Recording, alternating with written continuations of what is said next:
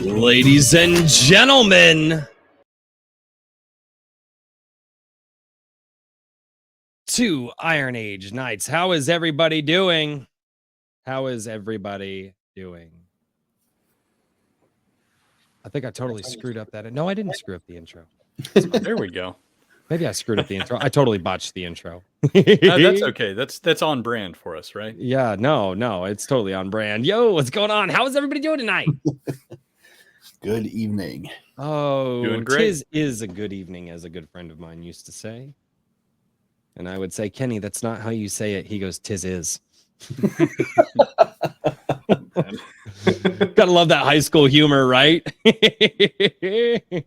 Absolutely. My God. Wow. Well, ladies and gentlemen, before we get to my fellow co-hosts and our awesome guest tonight, we got to say hi to the chat, because the chat's why we're here. Sadly, they abuse Hello, me every week. chat. All right, we Hail. got James Hello. Esparza. James Esparza. He jumps in. He was the first to comment a while ago. He is here. Arangmar Virillion, also known as Black Knight, author of the Star Shatter series. He said he wished he could stay awake, but he's like 8 hours ahead of us, so it was time for him to go to bed. River Otter 85. Hello, how are you doing? Raul Nyanzi, what's going on? Swift Sword Rush is down in the chat.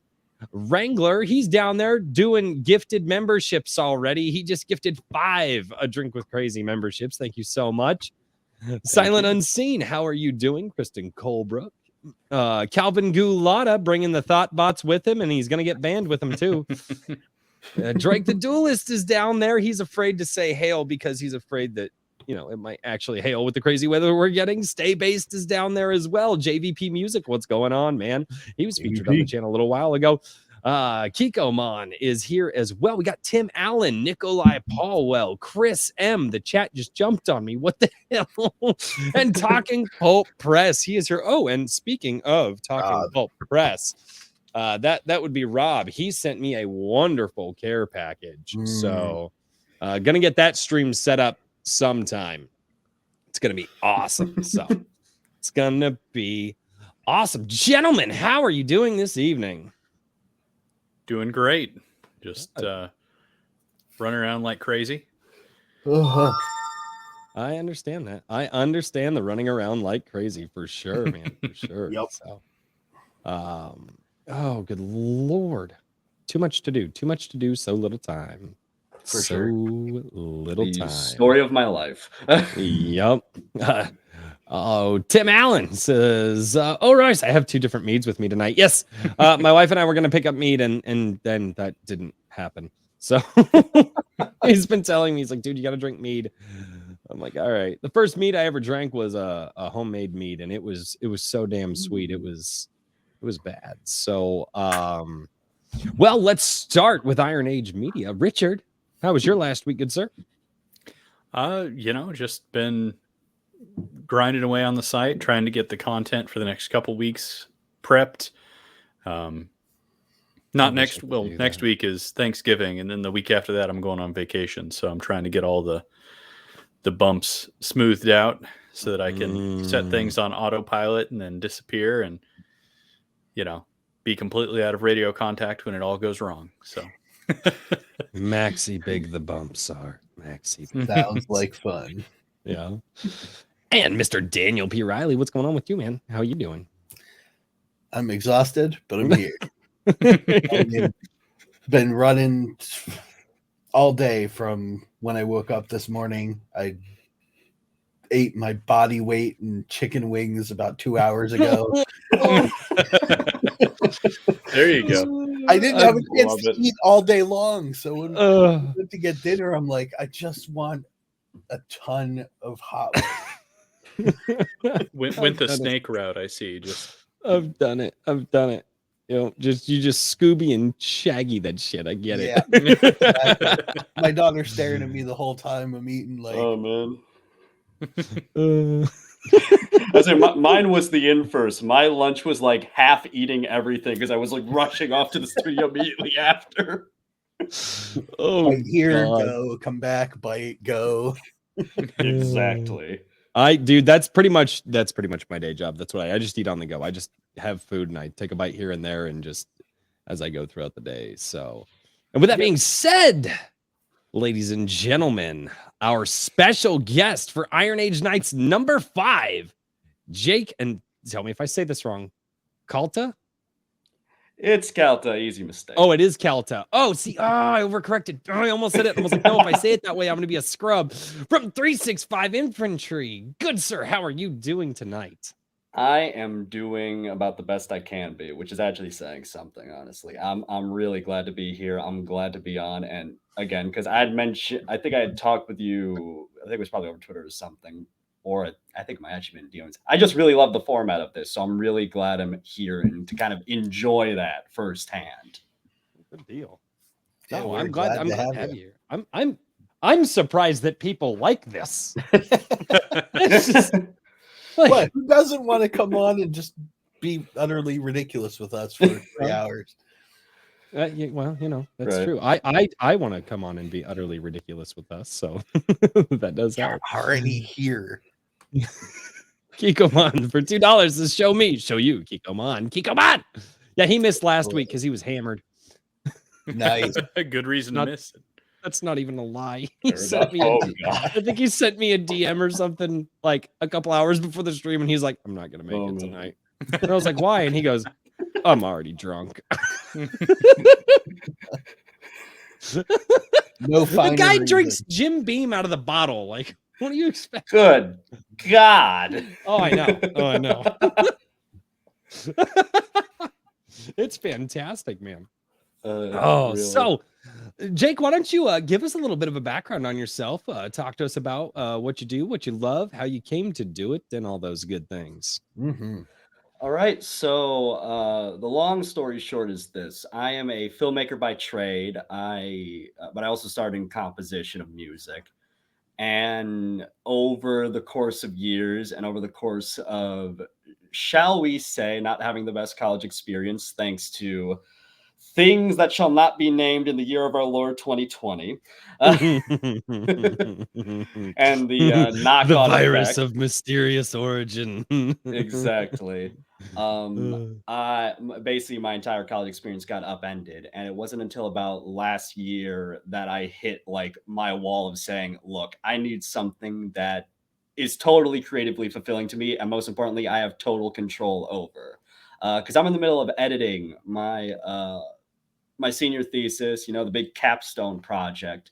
Because I shot a thriller over the course of a month or so, and filmmaking it's a great process. It's a terrifically collaborative process. I thought you were going to say Some oversyllables corrupt, below. and I was like, sir, don't go that deep this quick. You got to ease into it, man.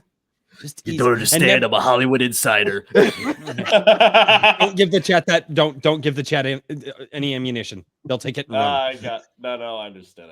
But the point is, it's a wonderful medium, and I love it dearly. And film is where I draw a lot of my inspiration from. I've studied the works of Kurosawa, Hitchcock, and so forth.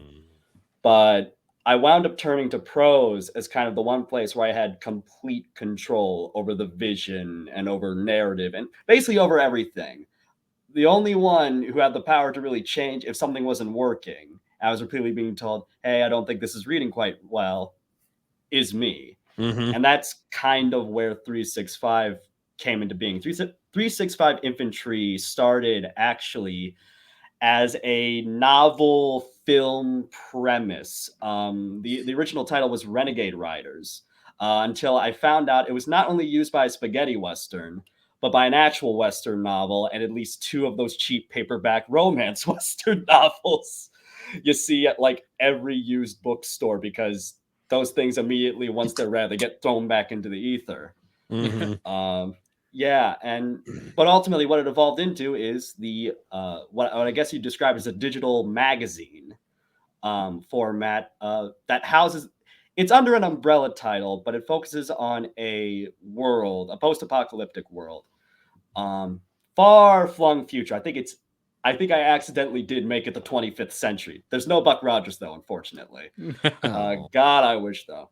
But the long and short of it is, in the far-flung future, there is but one remaining hub of civilization in the world. There's been a giant, good old-fashioned mad situation based off of Cold War powers, because it's kind of a retro futurist piece. And this lone city, somewhere in the American Southwest, winds up being run by this sprawling computer network that slowly, as many sprawling computer networks do in science fiction, attains sentience. Skynet. And you did Skynet. basically, I did Skynet, but with a perfectionism complex, because its whole Ooh, Skynet mixed with Ultron. Well, Ultron. Never mind. No, Ultron was not a perfectionist. Right. Never mind. My bad. right, because the name of the network is called the Artificially Controlled Ecosystem, short for Yes. ACEs, and shortened to ACEs. And essentially, what happens is, because it is programmed to perfect, it slowly starts spiraling out of control along that through line. And of course, hey, guess what's imperfect? Carbon-based life forms. Get rid of them all. Everyone's favorite. And so essentially the whole series is divided into two sides of types of stories. You have one set in this sprawling dystopia that deals in all your fun cyberpunk stuff, augmentations, kind of man machine, kind of living under this constant surveillance. And the other side is essentially Mad Max and heavy metal in a blender, where you've got this lone resistance out in the desert that essentially started as sort of just a general sort of policing the loosely congealed communities out in the wastelands, until basically all these settlements start getting attacked for no reason. And they decide, okay, that shit needs to stop. And they do it in, of course, the most insane way I could imagine, which is driving into battle with cars and motorcycles rigged with fucking laser guns. And that was one of the earliest things from the concept, was specifically with the cars, having these come out from underneath the chassis, and they're operated by a foot switch underneath the accelerator. So basically, the best way you go into battle is just slam the gas down and running full force at the enemy. That's awesome. So he did Mad Max mixed with Terminator. I love it. With plenty of Blade Runner in there too, because well, specifically because I write with a very noir tongue, I guess you could say. There's a lot of high style dialogue I gravitate towards. And so it's been this sort of perma fusion of, old school speculative fiction, raw pulp energy, because I try to keep the pace tight, and a sort of underlying experimentation, because I'm really open to just basically. Sorry, I saw that. Basically. No, of course. And I'll also address the elephant in the room, which is, you may have noticed on the thumbnail, that is the sight of a wolf riding a motorcycle. Now, obviously, a wolf, a motorcycle. So I have to ask you this question. It's a very, very important question. It's a very awkward question. Of course, Pop. Are you a furry? I am not, actually, and I'll tell you why. And I'll tell you why. The suits are too expensive. Amongst other things, yeah. I love how he's like, that's where I draw the line. Exactly. Well, dude, I'm already sinking money into this as is, so I mean, I don't have that much spare cash. No, but my qualm with labeling it as furry, I've described it as anthro. I've described it as anthro. The reason why I kind of shy away from it being called furry is because the way I've always seen furries is sort of a weird dichotomy in terms of fiction. They're either really into just using it as an overlay to like the modern contemporary world. So you just use it as almost like a skin. You just slap it over whatever X story you have. Or you tend back towards Redwall and Watertown and the high fantasy sort of thing. And 365 isn't any of that. It's pulling specifically from essentially the vast majority of like mid 20th century entertainment. It's the aesthetics are this mix of Western and punk and metal. The musical background is not just metal, but it's also got a lot of, I've been listening to a lot of electronica, like literally library music from catalogs like KPM and Bruton. And it's because I want to create something that feels, even though the presentation yet isn't like it's out of that period of like the 80s. I want it to feel old school, just in a general sense. And I feel like I'm getting warmer. I dare say I'm getting warmer with it. And the other reason why I chose Wolves specifically is because I had a sort of, I will say it's a very specific aesthetic fixation, but it's almost more like a power fantasy image, because I'm thinking the wolf to me as a symbol, as far as iconography goes, there's savagery, there's nobility, there's a lot to that, you know, as far as character goes. And pairing it, you know, with these machines, with this sort of total look of denim and leather, to quote Saxon, you know, it just hit me. Like I looked at it and I'm like, that looks right. I don't care what anyone says, that looks right. You know, you I've stumped him. I've stumped him, folks. No, you didn't stump me. It just for lack of a better term, you pretty much described me. The denim and leather. So no, it's there, and there's a lot of stuff here, but Iron Age Media, Richard, he actually saw the leather jacket like the first time he was on screen with me. Yeah. And that thing's from the 80s. It's older than I am. Hey, my dad wouldn't give me the newer one. He gave me the old one that was beat up, but whatever. But no, boots, denim, black shirts, and leather jackets. My wife used to call me her knight in shining leather because I always wore my biker leather jacket and my biker boots. Right. And then as things went on, the shut up, Blacklist Universe. And it's not Bud Light, it's Dorothy's New World Lager. Why does he always show up and do that? He always goes up and does that. Love it.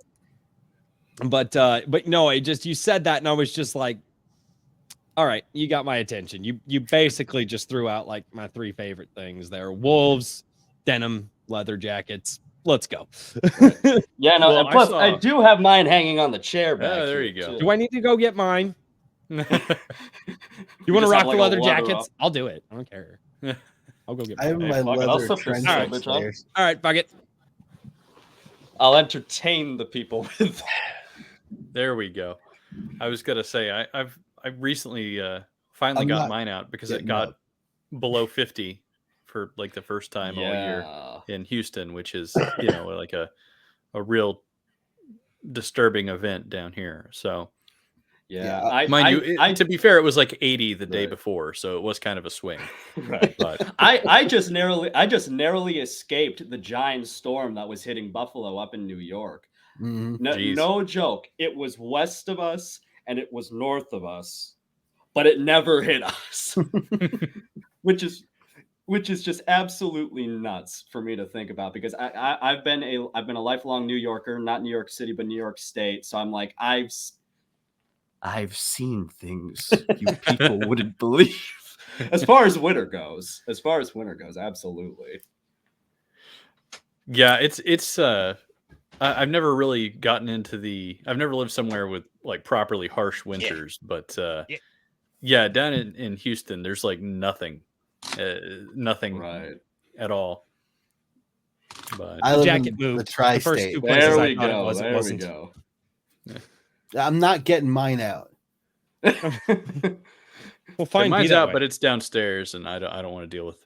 I thought mine was disturbing the out dogs. or in the coat closet, and it was not. Right. Mine's up in my closet, and I don't feel like getting it. I'm already warm enough.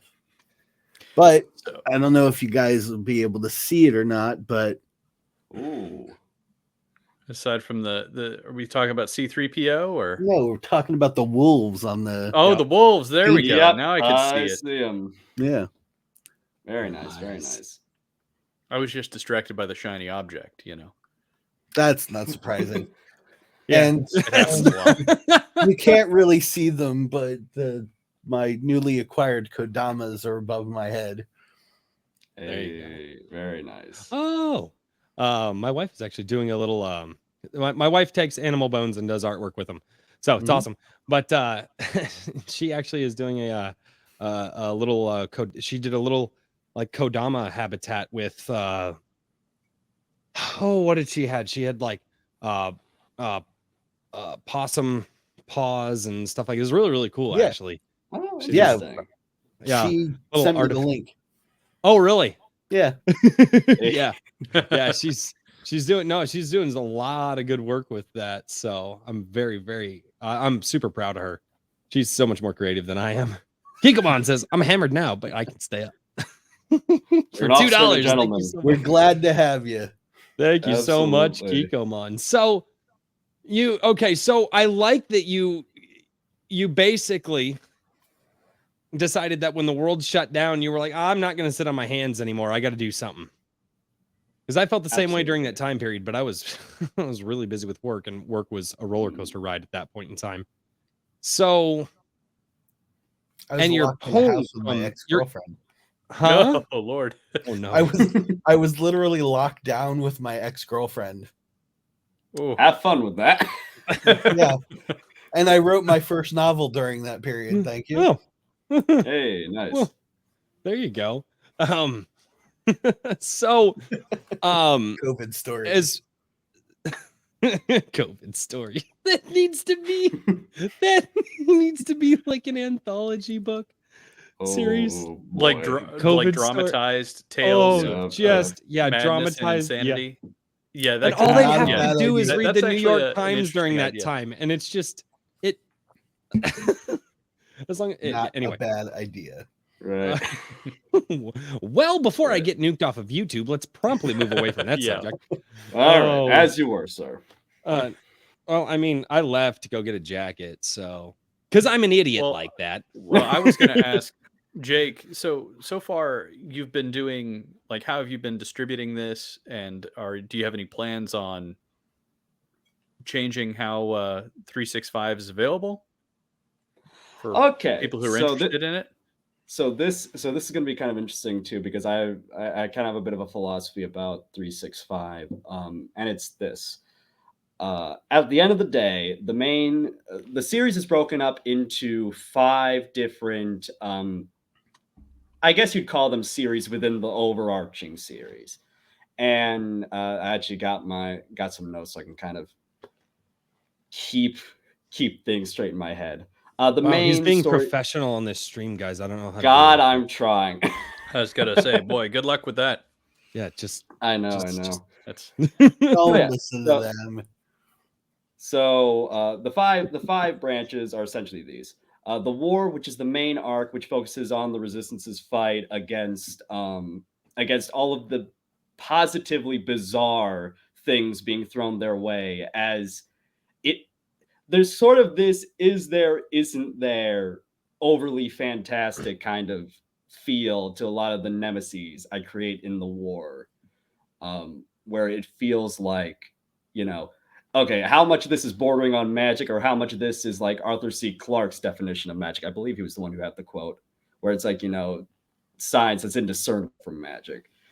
And it centers on one of my leads in the war, which is this character by the name of Gibson, who is a not so subtle send up to Walter B. Gibson. I accidentally paired him with, no joke, get this, a Vincent Black Shadow. That was not intentional, but I ran with it anyway. Anywho, Second series is The Hunt, which is the second serial, and it's this kind of. Do people know what the Vincent Black chat? Do you know what the Vincent Black Shadow is? Let's see if chat knows. Let's see. Do they know? Sorry, not a lot of people know. I've run into that many times. I'm a walking encyclopedia. My bad. I am also a walking encyclopedia, but not half as smart as you, so I'm only half an encyclopedia. I'm like the Atlas, you're like the Britannica. Sir, you're giving way too much credit to me. Way too much. I was waiting for that. I was gonna say. I'm like a pop-up book. I'm like a kid's pop-up book. I give you just enough information to be dangerous. Okay, fair enough. He's the children's encyclopedia. It's great. It's all great. right. I'll blast through this before I get derailed any further, because this gets to my wider point. Shoot. All right. Second serial is The Hunt, which is this sort of focus on this sort of small team of, I guess you'd call them civilians in the wasteland that are all kind of tied together by this very strange psychological torture scheme house in a coliseum. It's very lots of Romanesque imagery throughout the piece, because there is a sort of concurrent thing I was doing with this, where I was pulling a lot from history of that just general ancient history, but specifically history in that region. So it's kind of part of the look and feel of that particular series. And the next two series are all episodic, so you can really read them in any order until I okay, finale time, build that up to a finale, build that up to the finale. And the first one is Urban Avenger, which is about essentially the lone vigilante in the city known as Haven, who I basically describe as Charles Bronson and Pam Grier in a blender. She is one as a rope. Sorry. Yep. She is one of my favorite characters to write for, because I just get to write the strangest shit for her to get into. And I just love the conceit of her. I love the look and feel, because I often the tagline I give to people is looks like a hippie, drives like a maniac, shoots like a sniper. I mean, I literally gave her the Wildy Hunter from Death Wish 3. Like the freaking giant hand cannon. That's like, nice. Okay. Like, it's, oh my. Sometimes literally I'll just sit and read the stories while I'm editing it. I'm like, did I really write that? And then I'm like, yes, I did. Keep going. Happens all the time. Right. And then, you know what I love though is you're using this wealth of knowledge that you have, but you're just letting your imagination just go ham with it. And that's awesome. I love that. Agreed. Honestly, thank you, because it's the only way I know how to create. It's the fusionary thing that happens, where it's like images and ideas and storylines just kind of glom onto one another, to where I get this smorgasbord that I have to sit and mold into a very tight 4,000 to 5,000 word story, And it's a good thing I'm doing this as a quarterly schedule, which gets into the whole release thing. But fourth series is the Speed Freak Files, which is even more gonzo, and I'd say is the grindhouse of the pick, because it centers on this. There's this organization in the Wastelands called Hell Patrol that's essentially the only branch of law enforcement, and they're the ones that do the old school, Western lawman thing of apprehending criminals. And it focuses specifically on a character by the name of Nick Ridgefield and his bandmates, because they're in and I'm very shameless about this, if people know the title, they're in a band called Metropolis, which is a not so subtle reference once again to Motorhead. Anywho. And essentially their whole conceit is they wind up having to apprehend these violent, deranged, hedonistic criminals, and they always do it in these most outrageous and bloody ways. And these are some of I never call them throwaway stories, but they're the kind of stories where I'm like, if I need to just let loose, I'll write one of these and just not worry too hard about logic until I get to editing. And I'll just write total off the wall stuff for these characters too. Yeah, and then the 5th series is Tales from the Front Lines, which is just the Gambit running anthology where I get to pick and choose stories from either the wastelands or the city streets and just tell them from a first-person perspective, so people get kind of a ground's eye view of what it's like living in these situations and scenarios, and also getting a taste of the kind of adventure other characters get up to outside of the main roster. So I've got these 5 branches, and my core tenet has always been this. These 5 branches will always be free to read on the website. That is the promise, you know. You heard it here, ladies and gentlemen. So in 5 years, when he monetizes that crap, that's the big. Get your That's the pitchforks big. here. I know. That's the big thing, though, because what I'm doing is I am working on rolling out a paid subscription service, but none of the 5 series are being paywalled by it. The paid subscription covers more exclusives, more serials. And essentially what I'm doing is giving myself way too much work that I probably could handle. Hey guys, do you have any idea the feeling he's talking about right now? I can't. You know, at least you're. I've never heard of this this thing. Yeah, too much work. Never heard of this thing at all. I know. Ignore the dark circles under my eyes. Yeah. Well, I meant to do the thumbnail for you 3 days ago. And I got home tonight and I was like, oh no. Oh no. And then I just hit well, I was talking with Richard over Discord. I'm like, I'll save you guys the trouble. Bam. Graphic. Go with God. And you did it. I was like, this man knows. Yeah. It's like, oh, absolutely. But yeah, so my big thing with monetizing this series is through the paid exclusives, which I'm working on getting that rolled out. And that was before the show. And I'll also mention this because I have been mentioning it in my, as you can see on the website, Red Light Bites, which is my newsletter section. I've been working on a audiobook drama series called Alan Firedale, Desert Delinquent. That is essentially, it's best described as like a Jerry Anderson show. So Stingray, Thunderbirds, Captain Scarlet, mixed with Knight Rider and absolutely off the goddamn wall. As many things are, it's almost like you pitch it as like, what if I tell people this shit's too weird and then they get underwhelmed? And I'm like, don't worry about it. See, you can't. You literally can't. Doing anything creative at all, that will kill you. That will never, like, ever, like. And I love that you just have that attitude, dude. That is so awesome. That because I have experienced that in my life, and even still, like, not even remotely close to as creative as what you're doing, but the YouTube channel, same way. I'm like, was that rant good? Did I do that okay? Right. You know what? Fuck it.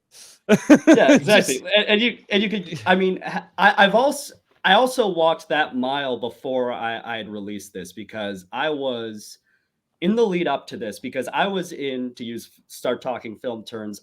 I was pre-producing this since August of 21.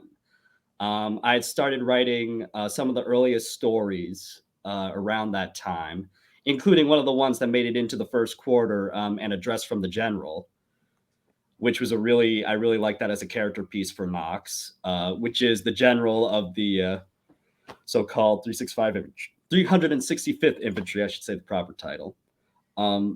But there was this absolutely bananas moment I had with it was my come to Jesus moment when I was working on this project, where it was probably around April or so. Do you guys remember earlier in the year, DreamWorks dropped a film called The Bad Guys? It was based off of a children's book series, I believe. Vaguely. That one slipped me. Yeah, I don't remember that. I remember seeing. I have children, so I've heard of it, and that is it. Right. As in The Bad Guy. That's what I've heard. I've heard of that. Yeah. So I saw the trailer floating around Twitter and stuff, and I was like, I was just kind of, doing the whole scrolling thing. I had 5 seconds to kill. And all of a sudden, I'm watching this trailer. And I believe it's Sam Rockwell who plays lead in it. He plays, and I'm literally, I shit you not, this is what happened to me. I find out that Sam Rockwell plays in this film a gray wolf in like a Don Johnson-esque white suit, driving a fucking Camaro. Yeah. And I'm sitting there being like, what the fuck? Yeah. They're doing this for the kids. Oh no. I literally had the I'm ruined moment before I even published anything. So I walked that mile before this project. I was incredibly self-conscious of it. I was self-conscious of the fact that I was doing it through doing the Anthro thing, because I know it's got a lot of baggage with it on the internet. I had a lot. Well, of it does now, yeah. Yeah, absolutely. And I had a lot. But of if baggage. you go back to like Redwall and things like that, it's for not sure. at all. And I mean, Richard Adams is one of my favorite authors, and so I love Watered Down, Plague Dogs, and I love Martin Rosen's adaptations of them. I think, and I'll say this, here's my definitive statement. I think The Plague Dogs is the best animated film ever made on the planet. Okay, I have not seen it, so I cannot comment on that movie. But I would know I go back and forth between two of them. And one is actually a trilogy, but the first one, Treasure Planet. Respectable. And my second pick, and I don't know why I love these movies the way that I do, but man, I could watch these movies all day. The How to Train Your Dragon movies. Also respectable. Respectable. I especially that second one when his dad gets taken out. I'm just like, oh yeah, it's raw. Like that was, I saw that and I was like, this is a kid's movie. I'm like, holy crap. That's the funny thing about The Plague Dogs. It's definitely not made for kids. I think it was one of the earliest animated films to get a PG-13, if I'm not mistaken. I think it was that and then Rock and Rule in '83 that got the PG-13. Yeah, so especially a lot of them old school animated ones that they there was no going back after Bakshi. There was just no going back. No. Really quickly here, because I need to catch up for just a minute, guys. Rams has missed a couple of live streams. Good to see y'all again. Ram, how are you doing? Yeah, you have been gone for quite a while, good sir. Hopefully you enjoy the show this evening. JVP Music down there as well. So many Iron Age creators are making post-apocalyptic stories. I think it's symbolic. It's symbolic that to us, the entertainment apocalypse has come and gone, and we're in the post of that. Time to build. Love it. I never thought about that. I definitely say there's some truth to that for sure. That's an interesting concept, that we are in the post-apocalypse of some sort of entertainment. Ooh. Well, I think the general idea though is we're kind of in the aftermath of just seeing almost all of the old institutions crumble as far as entertainment is concerned. That's another thing I try to do with this series. I have my own politics as anyone else. I have my own beliefs, views, feelings, etc. But one of the things that I've always kind of held, not in contempt, it's more of a kind of a frustration, is how hyper politicized the creation of alternatives has become. Like how you look at a lot of alternative social media platforms and they just turn into echo chambers. And not saying that, it's not saying that the people should be deprived of the platform to speak, but the fact that because these are being designed with those express purposes in mind, that's all they basically cut themselves off from any potential growth or expansion. And I see that in the entertainment sphere all the time. And it's never something as obvious as somebody like, I'm making Maced Man, the anti-woke comic. I don't know if that's actually right on par with some things. Some people. Oh yeah. Oh yeah. No, sure. Yeah. No, it's like it's funny when people do it in parody. But like when they're like, no, I'm dead serious about this, you're like, what? Your jaw kind of hits the floor after a while, don't it? Well, yeah, it does. I mean, I'm definitely very right wing, but it's one of these things where it's like, I can't remember. I bought one children's book because I was trying to support somebody, and I also wanted some children's books. But it was like, you know, oh, there's all this politics in children's books. That's not appropriate. Like, you know, like left wing politics and like topics that just have no, like, children have no business learning about. And so like the response to that was like a right wing version of that with also politics, that it's like, I don't, you know what I mean? Like, okay, you can talk about like responsibility or something, but you know, it's you know, like you could kind of bake these things in, but it was like everything was just like a cudgel, and it was really not what I was looking for. I'm like, I want you to at least put, you know, the thing that I don't like about a lot of the legacy media stuff is that it's right on top. You know, they doll up the ideology or the message, you know, as Critical Drinker says, and they slather it over everything, and they don't even worry about whether there's anything underneath it. You know, there's good bones to the story or whatever, but it's like top to bottom, it's just the message, you know. And so the response to that isn't to, you know, do the same thing for a different set of politics. It's to, you know, replace that under, you know, like replace the skeleton, if you will, like the worldviews that things are predicated on, and then let things grow organically out of that, not try and slap it on top. You know, superimpose stuff like that. Yeah. Of course. Yeah. And I've had this kind of, I think we've talked a little bit about this, and I'm about to say something that's going to make Royce's night. I've been sitting on a lot of children's media ideas. Yeah. Sir, have you heard my rants? I have.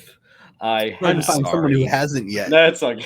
No. There's a lot of people who haven't. Well. Also, they should be watching this channel, right? Well, it's also because I look to a lot of children's properties in the past. Well, really, I should almost say that's the big difference firsthand. Well, first off, is that they were never really children's properties early. There's a lot of really just made for the family. Like I mentioned, Jerry Anderson, his productions were essentially handcrafted to appeal to the entire family unit. You had, you know, the boys who obviously were interested in the hardware and the explosions and the daring do heroes, you know, like the Tracy family or like Captain Scarlet. Girls could actually find role models to look up to, like characters like Lady Penelope and Thunderbirds, or the Angels and, you know, Captain Scarlet. And adults were actually treated to shows of exceptional production value, well-crafted miniatures, beautiful scores by Barry Gray, and incredibly tight scripts. Like a good example, and this is a story I've been telling to almost everyone who can hear. Blacklist Universe, I'm not ignoring Kikomon. I'm giving my guest some time. Okay. Backseat streaming. But guys, okay, so this is what he's talking about, guys. So just so you all, and I apologize, but Kikomon for $100 says, with a vote, Richard, Daniel, and Jake, should Royce read the following in a serious tone? Oh God, I hate you. I don't even know what he's gonna say, and I think yes. Oh God, I hate you. Kikomon approves this message. Yeah, fuck it. Go for it. I hate you all so much. Never tell the internet not to do anything. No, Gary Button. Yeah, I got everybody on Night's Watch to do, because you know Gary from Friday Night Tights, he presses the button and does the clapping. So I literally got it. It was great. All right, I hate this. I am the #1 Iron Age guy. It's gonna get flipped. Kikomon approves this message. Made the soy wave lift us all. Woo! Don't worry, I have secondhand embarrassment. I'm so glad. But I will say this one from Kikomon for $10 says, happy birthday. Neutron Boar. Hail, Richard, Daniel, and Happy Jay. birthday. And Hail. Neutron Ron. Boar is actually the Hail. artist. I didn't read it wrong, Blacklist Universe. No. And Neutron Boar is actually the artist for the Star Shatter series for Black Knight. Right. So Correct. they've been doing a lot of crazy work over there, and it is his birthday. And I said that I would give him a shout out as long as somebody reminded me, and somebody reminded me. Thank God. Thank you, Kiko-man. I appreciate you, man, for all of the absolutely insane support that you are giving the channel. Really quick, And one more. Happy birthday, Neutron Bear. Yes, happy birthday indeed. Happy birthday. Isidro Lopez Irwin. He changed his name. He just says Isidro LE. He doesn't want me to say his whole name. I don't know why. But he says, "Hail, friends, fix bayonets. Show me, show you. Florida man." All right. Sorry, I do have to find some version of keeping up with the super chats. No, I understand it entirely. Now I'm It's all just about imagining a Facebook. Florida man version of that Kiko-man video. Oh my gosh.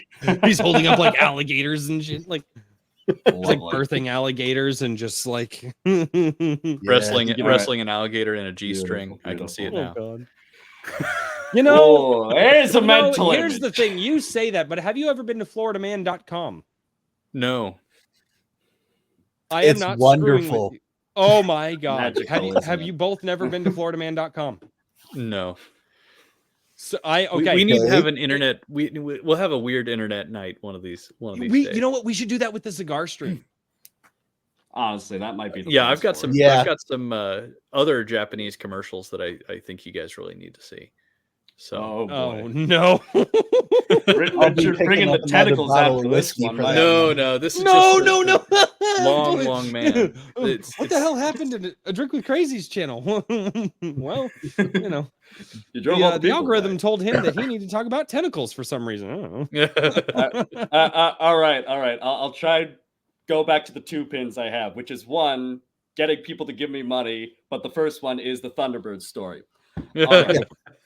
All right. So the long and short of it is this: I really do enjoy the show, and I do enjoy it unironically. Like I'm sitting there, thinking to myself, look, if half my generation, because fair warning for those who don't know, I'm 21. Plot twist. That is Drinking age, which is important for this Yeah. channel. utterly terrifying. Yes. No. And I say It's that frightening to not- think and I about say that not the because fact you're that that's young. I actually that say much that younger. because the amount of knowledge that you have acquired just with film. Two, the introspective way that you come to it. I mean, you're not old like Blacklist Universe, so that's awesome. Had to get that There one we in. go. And three, you're very, very well spoken. And God, I that try is to be. not something indicative of many young people today. I would say this, that you remind me of my nephew, who's not much younger than you. He's almost 19 now. But he's very, very similar, and that's a very big compliment for me. Is like, Thank you. I thought you were closer to my age, closer to 30. I was wrong. I'm getting to be an old. Well, no, but just you don't meet people who I'm talk the the old way that you around talk. here. No, I know. I No. get that Blacklist Universe entirely. is here. He's down there. Hey. He's down there. No, He's no, older. no. I get that entirely, especially because I've always made this joke, with people, would be like, oh my God, you're so young. Well, it's all right. I'm like 80 inside. It all evens out at the end. I used to get You know, that a lot. I'm a withering old man. I'm gonna be walking around with like a cane that like Alice Cooper would go on stage with. That's what it's gonna look like. I The- was the the rifle get off my retiring lawn age. guy from 30 on. All right. I'll get back to the story because the Yeah, point of the joke Thunderbird's was time. Can you feel that Yeah. we're distracting him? Damn it! I was gonna say, yeah, we'll perfect. let you get It's back per- into the swing of things all right. here. No, but the point is like, if half my generation can get away with watching SpongeBob until they molder into dust, I can enjoy a 50-year-old puppet show. It's science fiction. Sue me. And there was this episode called City of Fire. Uh-oh. I just love your characterization. Just the reductive nature of that statement and the sarcasm involved was brilliant. Sorry. Well, I've been watching a lot of Dennis Miller, if you couldn't tell. Yeah. I was gonna say you're it's sounding like you're gonna be hot on Razor Fist coattails here pretty soon. He's also the reason why I listen to half the music I listen to, so I'll get that out of the way entirely. No, seriously, it was that metal mythos on Motorhead that made me realize, I love Pink Floyd. The Wall is still one of my favorite albums of all time. New favorite band. I couldn't get it. Man, all of my friends growing up, whenever they discovered Pink Floyd, it's because I was around a bunch of musicians and shit. Yep. Dude, Pink Floyd, I just like that. Good tunes, fantastic musicians, Right. but I just couldn't get into them the way that everybody else was. I don't know what it was. It just did not, again, absolutely fantastic. Was it Floyd did Kashmir, right? Yeah. No. No. Kashmir that was Zeppelin. was Led Zeppelin. That was That was Zeppelin. Sorry. Yeah, That's another my band that band. another band that I couldn't another band that I tried to get into the way that everybody else was, but I just couldn't. But they're fantastic. So absolutely. And I know that they're fantastic. And mathematically, when I listen to their music, I know what they're doing. I know how they're constructing all of it. I know, well, probably how high off their asses they were to get a lot of that. Very high. I just couldn't. It just didn't hit me the way that it hit a lot of people.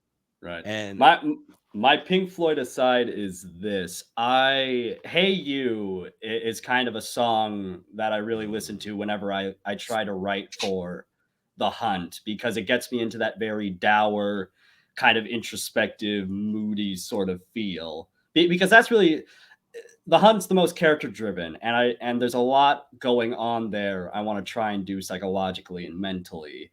And it's like, I need something with that sort of ambiance. And that's Hey You from The Wall is the song that just gets right into it every time.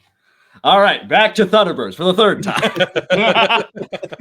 See what happens? I told you, good luck on this stream. Yeah. I know. Well, now you know why I was fucking declenching listening to music beforehand for like a straight hour. Just relax. But yeah, so there's an episode called City of Fire. And it focuses on this giant high rise. It's essentially this city within a single building called the Thompson Tower. And the episode centers on this family, father, mother, and son, who are going. It's kind of like a day out thing. It's one of the grand opening and so forth. But what happens is an accident happens in the car park beneath the building. Giant fire happens because it's Derek Meddings. He can't just do a little tiny boop, flame. It's got to be everything explodes for reasons. And essentially what happens, they wind up getting trapped in essentially a bulkhead system in their hallways where they have all, steel doors slamming shut to keep smoke out, but it still seeps in through the cracks nonetheless. And so time's running out. Almost everyone else in the building's been evacuated, so it's just these three left in the building. And so heroes of the series, Casey family, they spring into action. The central organization, International Rescue, sends, I believe it's Scott and Virgil, to the scene. And the big decision that has to be made is this. They have a way to cut through the steel. And it's a fast-acting gas, coming out of the welding torches. The problem is, it's a very experimental formula that even with protection, after enough exposure, will seep through your pores and attack your blood cells. Essentially, after prolonged use, they will asphyxiate and probably die. And so you're asking the question, do we go in and save these three, or do we call it a successful rescue by any other name since hundreds of thousands have already been evacuated? And what do? They strap on and they go in and they cut through door after door after door, even if it costs them their lives. And this is the question I always ask people. Where the hell have you heard a story that displayed that level of nobility, altruism, whatever you want to call it, released in the past 20 years. Exactly. Exactly. In the last 20 years. In the last Ooh, in the last 20 years. That's a good question. I mean, I certainly can't think of anything in the What? Not in the last like 10 for sure. In the last 20 though, I don't have anything that comes to mind. Let's put it that way. Right. well, and it's, you know, it's the line that I always love, and this is something that always hits me really, really hard whenever you get to scenes like that. But it'll always be this person who gives up their life for another person and make those decisions that no, I could die, but I'm going to do this anyway. And it's always that thing, and it man, it just anytime I see it in a story, I just like it. Yeah, instant chick moment, just fucking. But Right. like, the greater love hath no man than to give his life for his brother, right? Or to give his life for another, or however people decide to paraphrase that famous Right. phrase from the Bible. But Mhm. that's just one of the things. And every time I hear that, I always think greater love hath no man. And I just, as soon as I hear that, I'm like, man, but it's so true. It's greater Absolutely. love hath no man than to literally lay it on the line. Go for it. It's what, you know, not to taint this stream uttering the horrible House of Mouse here, but it's why in the first Captain America movie, everybody freaking loves Steve Rogers, because he throws a dummy grenade, everybody scatters, and Steve jumps on the grenade to what could potentially kill him, because everybody else obviously thought it was real. And his first thought was protect people, you know, and if it costs me my life, it costs me my life. And that's what makes people Lee corrected me down in the chat, then to give his life for his friend. So thank you so much, Lee. But that is one of the biggest things that people miss out so much, and it is a tale that is thousands of years old. And Absolutely. for some reason, all of a sudden, you can't do it now.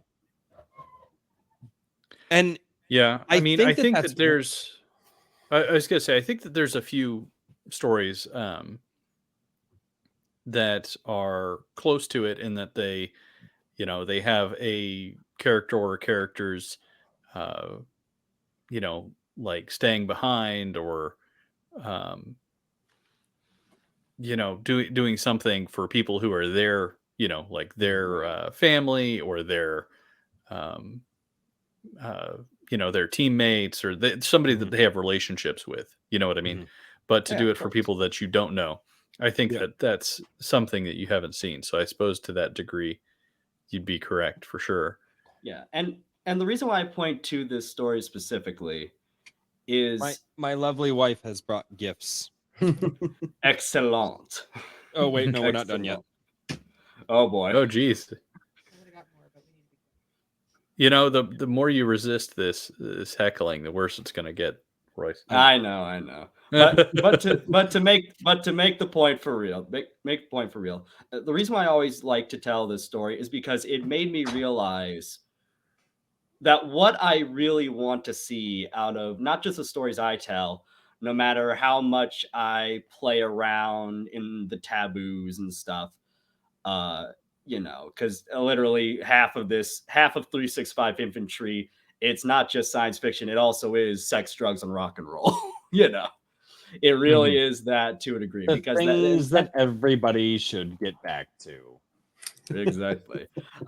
But even through all of that, there's a purity to what happened in that hour-long like show that I'm like, where is that now? Well, how do we get back to that now? And that's something I try to answer in my work, but not always consciously. I'm not always saying, hey, I want to do a story about nobility or about altruism. It's more, it's kind of at the back of my mind. And it's like the litmus test of being, okay, how true to this can I be in this story? And I think I get to that in an upcoming story. It's in the winter edition. It's the cover story too.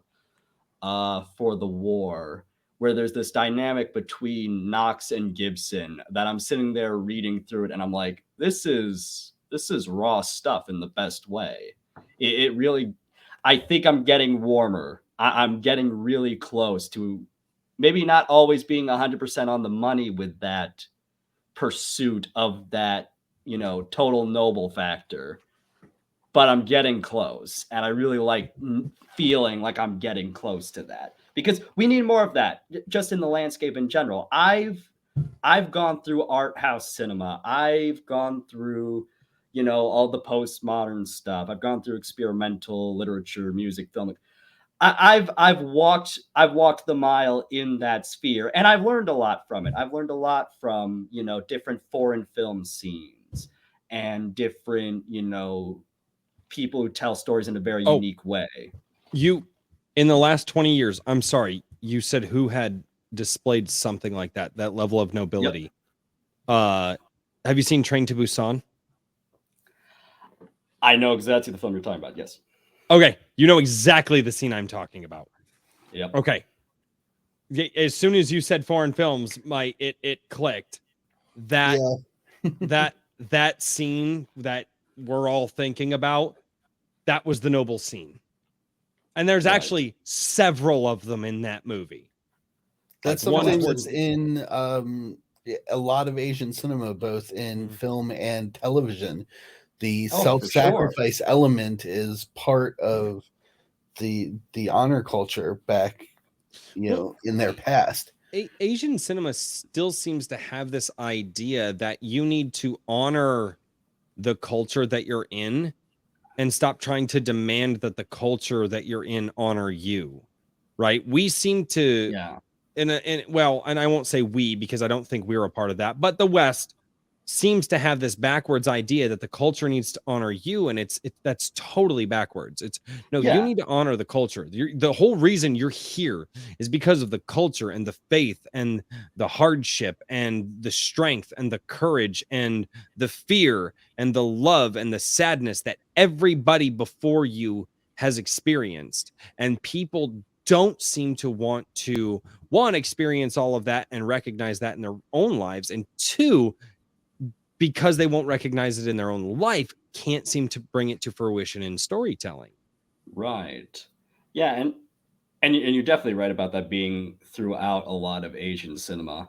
Because I also think back to sort of the dynamics, the team dynamics in films by directors like Johnny To, because he's directed a lot of films I really love, like The Mission from 1999, Exile from 2006, and of course the big one he's kind of known for in the West, which is Election from 2005. But specifically, I think about The Mission and Exile because those do see this kind of team that's almost this sort of extended family unit. That obviously, it's also against the backdrop of crime. Yeah, so that's a common trope. There's a sordid element throughout it, especially because we're dealing specifically in triad societies in Hong Kong. So there is definitely a lot about honor and about, sticking with, the group, so to speak. And I really do think back to those group dynamics when you mention, honoring the culture. And it's something that I think that's part of the reason the Iron Age creators and the people who are kind of accepting of that term, well, one, because it gave them a term that was, one, popularized by a massive personality, and two, kind of describes the decentralized nature of things, where people just hammer it out, stop asking permission and don't ask for forgiveness for writing your own stories. That's kind of the sentiment here. But it also gets into the heart of the idea and why I think the Iron Age movement is so powerful right now, because people are getting back to those things that we all know brought us to where we are. Whether we have our religious differences, our political differences, or so on and so forth, all of us can recognize the tenets of society and the tenets of culture that brought us here And people are just like, look, I want to tell these stories that got me to where I am. Yeah, you recognize the virtues, you recognize, not personality trait is the word.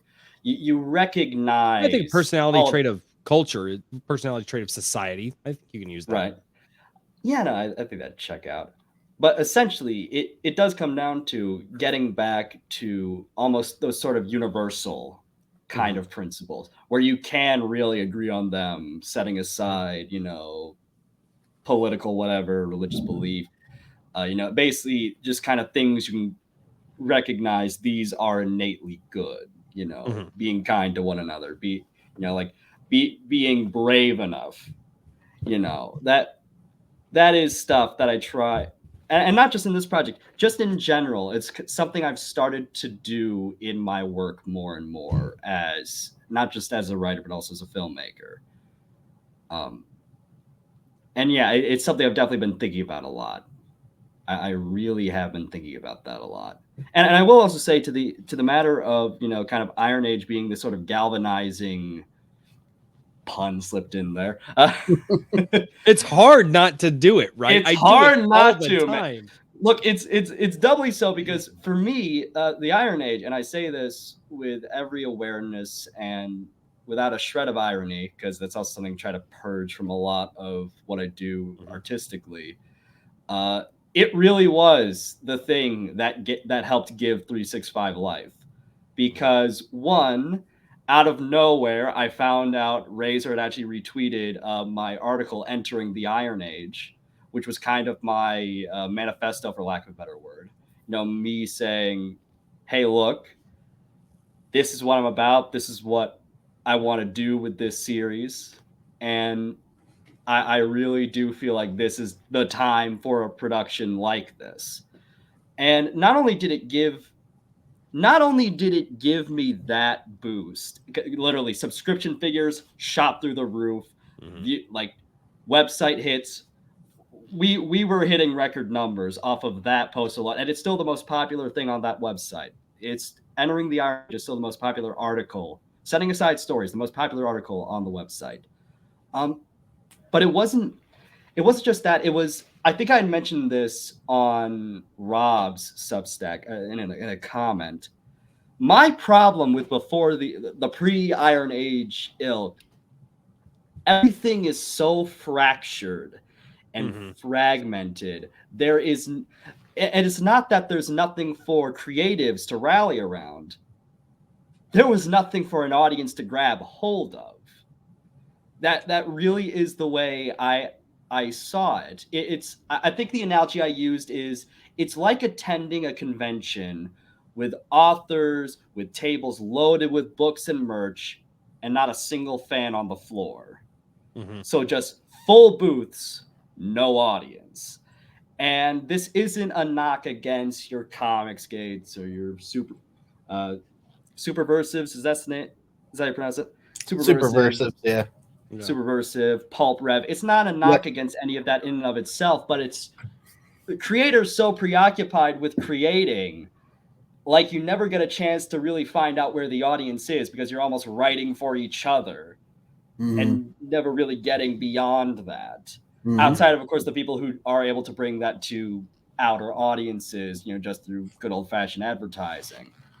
But the Iron Age really was that moment where I was like, okay, this is what to rally around, because it is all encompassing.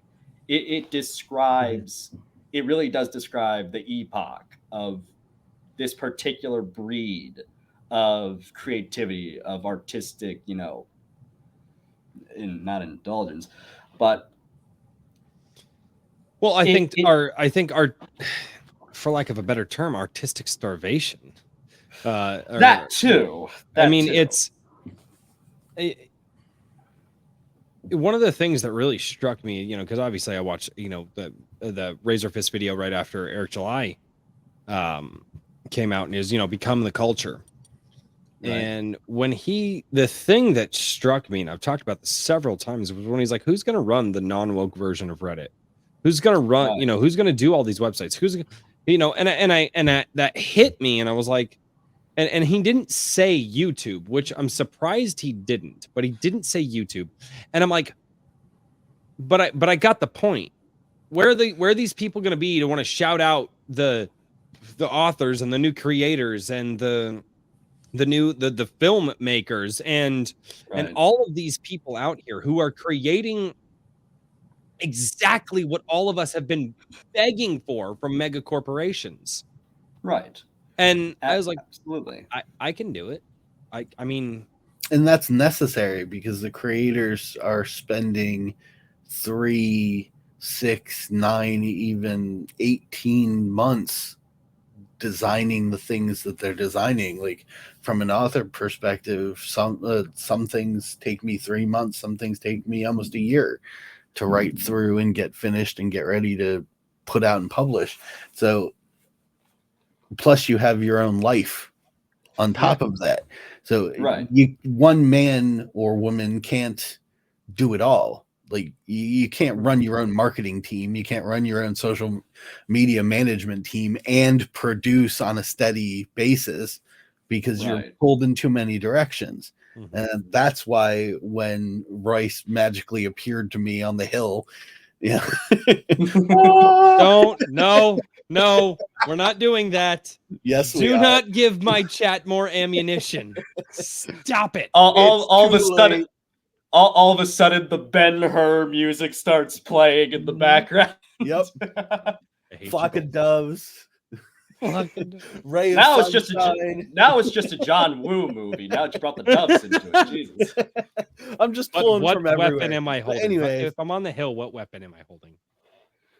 That's a good question. Giant battle axe. That's the answer. Giant ass battle axe guy. You can decide. But anyways, my point is when this popped up, I went, this is the thing that's been missing from my personal arsenal in this, I guess for lack of a better term, arena, because I didn't have time. Like I only operate off of Twitter and Discord from my laureate group. And I, unfortunately am not very active on Gilded for many reasons, but it's because I just don't have time for any of it. Right. Of course. So, dude, I barely have time for my own Gilded. Sorry to cut you off, Jake. Go for it. No, it's all good. No, my thing is I'm actually gearing up to after I graduate to sit down for a year. I'm getting things fixed with family to get this done, where I essentially take the year just to devote all my power to my creative work, because I had kind of my own, like, not my 365 come to Jesus moment, but my come to Jesus moment, which was. Oh, you mean okay? That G. Okay. No, but specifically, it not was Royce on the hill. No, not Royce on the hill. It was just. It was specifically me wanting to say, hey, look, if I'm gonna fail, I'd at least like to fail on my own terms for once. That was the promise I wanted to make to myself, because I can do a lot considering what I'm doing, because I have plans for not to cut into your turf, Royce, but I do have plans of getting back on YouTube. I don't have a turf. It's hear that he's threatening you. It's like a square inch of land. That's it. Exactly. Okay. Because I have heard this from 4 people in the last week that have private messaged me and saying, hey, there's this thing I wanted to cover, but I wanted to make sure that it's cool with you that I cover it. And I want to be abundantly clear to everybody out there. And I know you were saying it somewhat as a joke. Yeah. Jake, I sorry. I'm my bad. I know you were saying it somewhat facetiously. However, that does hit to a point. There are a lot of people out there thinking that this is somebody else's turf, this is somebody else's gig, and they shouldn't intrude on that. And I understand that. And the way that I describe it is this. We're not taking pieces out of one pie. We're making our own pies. And if I make a pumpkin pie and you make a pumpkin pie, guess what? We might make those two pies flavored a little bit differently. So although it's the same type of pie, my flavor is going to be a little bit different than your flavor. And that's what you build your audience around. And that's what you should. Oh, You know, absolutely. and so when people are like, you know, because people have, hey man, I just want to be respectful of your, and I deeply appreciate it, but don't ask permission and don't ever ask for forgiveness. Go out, do your thing, do it honestly, do not step on other people. Abso-fucking-lutely. And that's the thing. Right. And like and here's the thing. If anybody comes out and they start being, you know, talking about all these people who are in the Iron Age movement, and they start building an audience and they grow and they grow and they surpass me and they surpass anybody else and they get up to millions of subscribers and they're there and they happen to have hung out on my channel at one point in time, I'm going to be ecstatic for them because that's what they should do. They should build their thing. They should chase after it. You know, and I do have a specific point I want to make about that because it ties back into why I kind of push for a sort of depoliticization of how we talk about art and entertainment in this sphere. The biggest thing also you can do is not just set up shop on YouTube, but you know, we'd said, you know, who's going to be, you know, the non-woke version of Reddit, corner, fill the niche that is being left void, because all of the alternative video platforms are being like gobbled up by like political content. And I really do feel like not only will you have, you know, the greater freedom to say what you wish to say, but more importantly, you'll be bringing it to an audience that is not being presented. Like, I'm sure there are people who are only on BitChute or only on Rumble, but because like the lion's share of content over there is just political commentary, news, etc., who's filling the entertainment void? Who's leaving reviews there? Who is, you know, who's posting their music there? Everything that I have goes over to Odyssey and Rumble. And for two reasons it doesn't get a lot of hits. One, there's not a lot of people looking for what I'm doing over there. Hell, there's not a lot of people looking on YouTube for what I'm doing, but there's just more people, right? There's just a bigger crowd over here. There's just naturally a bigger crowd here. Exactly. And the other side of it too is that their platforms have a long way to build before they're ready to promote actual entertainment and normal entertainment. And what I mean by normal entertainment is like, I guess, non-political, you know, just entertainment. Yeah, political commentary is easy. It is. It really is. Yeah. Yeah. Well, yeah, I would say that there's I mean, people talk about a piece of the pie. I'll be right back, guys. You know, whatever. It's one of these things where look at the number of political commentators, right, left, or center. I mean, there's a million people doing, you know, 100 different shades of gray on the exact same thing, saying almost exactly this, in some cases, the exact same thing. So, and plenty of them are doing just fine. So I really think that there's a real tendency to have a like look at a market and look at the existing, like the existing numbers rather than like the growth potential, and you know what I mean? And so, that's one thing that I definitely don't want to have, impact anybody's decision making within the space, because, you know, one thing, and I'm sorry I had to step away there for a few minutes. I had a daughter making demands, so as they do. I was gonna say, yeah, but you know, what you were talking about before with, you know, just you're doing what you want to do. You're consuming the media that you enjoy, and then you're not there's no apologies for like, is this a little bit too out there, or, you know, whatever. You're approaching the look and the style that you want to that you want to do, and just going for it. I think that that's the correct attitude to have. And especially right now when the movement is still pretty small. It's part of the reason why I've pushed for, short stories and things like that on the site is I will write one, I swear. one day. Yes. Okay. It's, You can have I some was of going to mine. say, I was going to say, I should have, I should make that a prerequisite before I allow people on the stream. No, There you go. but I mean, the thing is that you can iterate on what audiences really resonate with, and whether or not you're really conveying everything that you want to convey. I feel like doing anything the first time, you're almost always going to get better the second time you do it, and the third time and the fourth time. Mm-hmm. So Absolutely. I think just going for what you want to do right away helps you hone doing what you actually want to do, rather than trying to make something that's, the mainstream, the most popular thing, yada, yada, yada.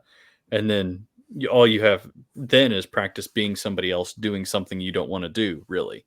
Right. So I think what your attitude on things is exactly the kind of attitude or the mentality that I think embodies the Iron Age. So Yeah, Thank definitely. you. Yeah, and part of it too is because to tip my hand a little bit, the YouTube channel thing, because I mentioned it in DMs with you, Richard, was that I wanted to do sort of a reverse magazine format where you're going over recommendations of not just new stuff that looks interesting, but specifically combing through the past and saying, hey, here's a deep cut, or hey, here's why we love this classic, and covering music, books, movies, etc. As kind of a way to also keep me fresh and realizing, okay, this is what I really gravitate towards. This is the vision. But I also had another moment with 365 in particular, where I always had there was always some of that keeping up with the Joneses thing in the back of my mind, where I was like, does this look professional? Does this look good enough?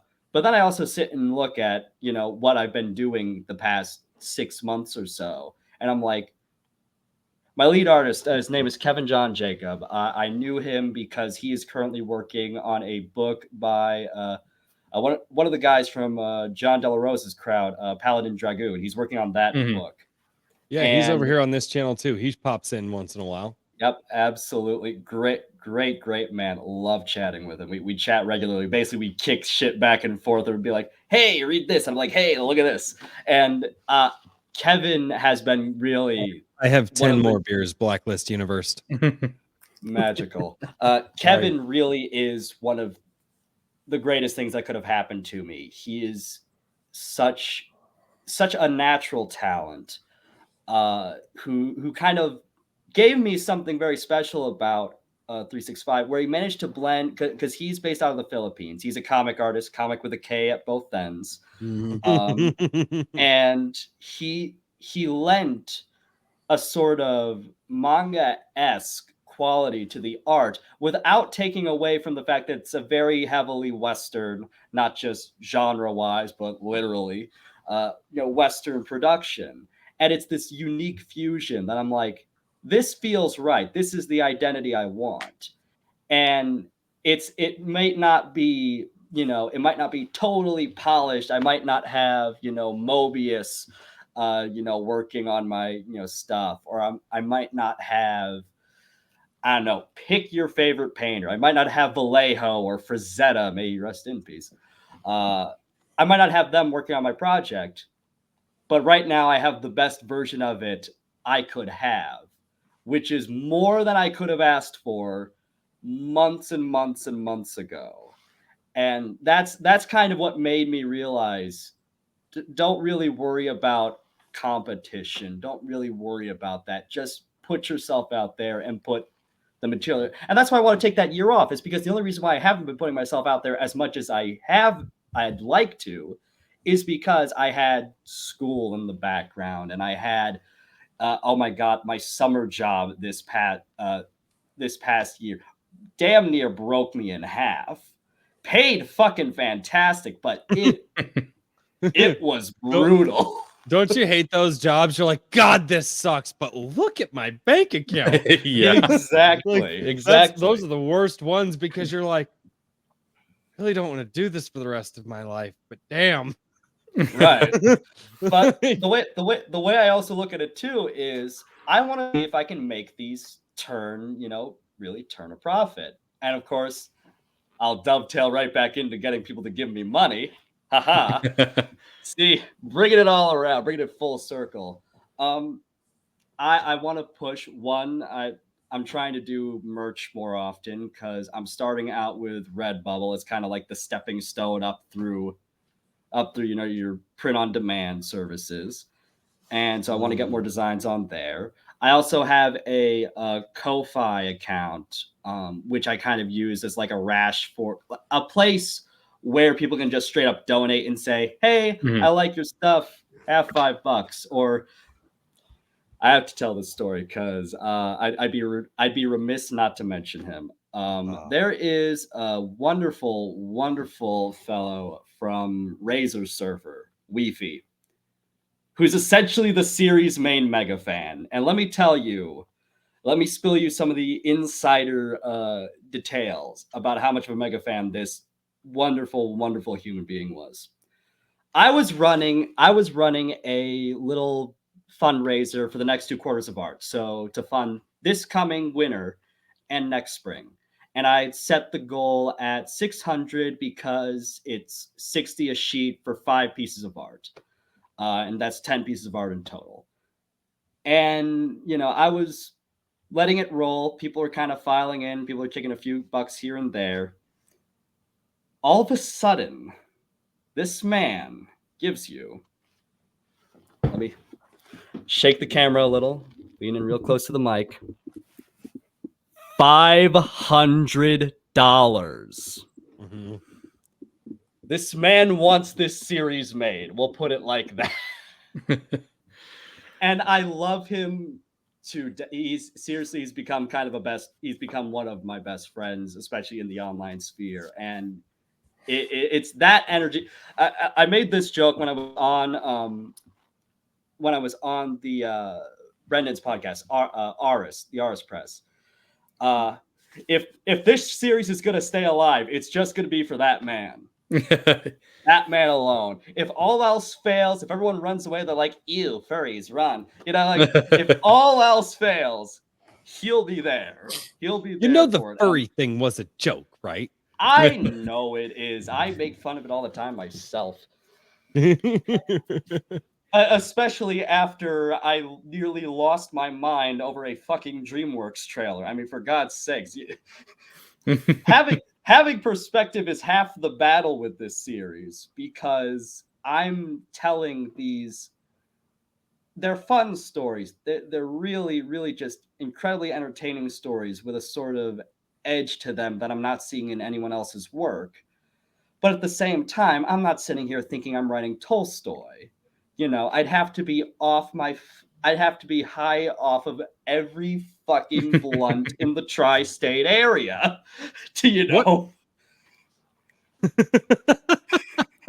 I would have to be high in the words of Marvin Gaye, flying high in the friendly sky to think what I'm doing here is trying to be one of the classics. Because, and I'd mentioned this to Richard, there's no way you're fucking 21.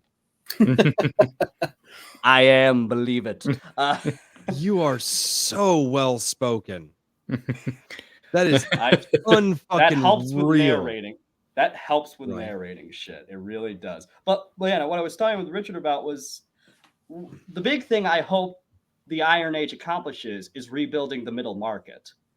And I would die a happy man if I knew, like, 50, 60, 70, well, until I basically 150 at that point.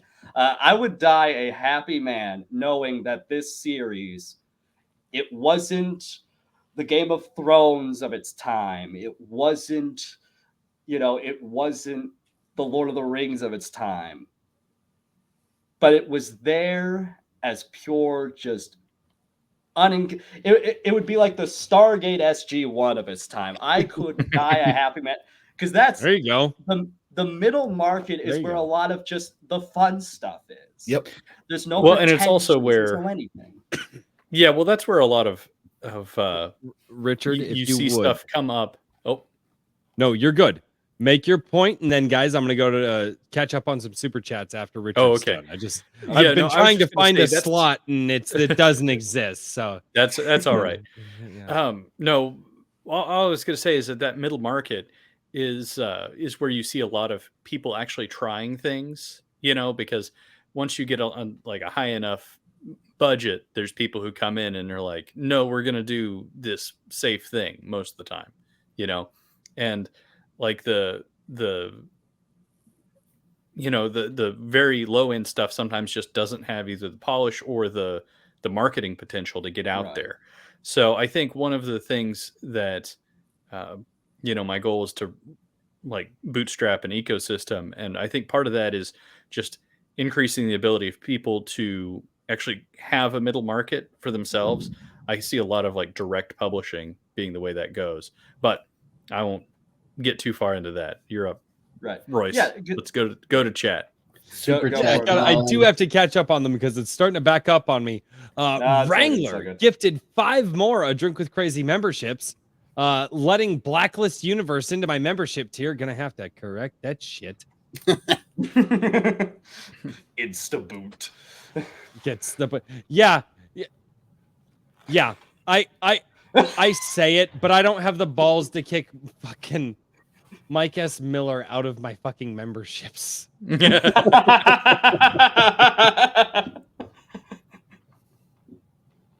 Just one of the most notable comic book artists of our time.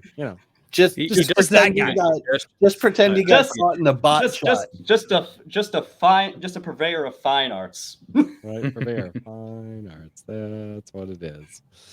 All right, and Wrangler over here for $5 to show you bacon. Bacon. I love it. Can't argue with it. No, you really can't. You really can't. It's delicious. Kikomon for $2. Like the video. Yeah, apparently people like the video. We have more likes than we do current viewers right now, which is awesome. But we don't have more likes than we did total viewers. So like the video. Do that thing. Kikomon paid money to tell you that Kiko. I did read that one because that was the big one earlier. Right.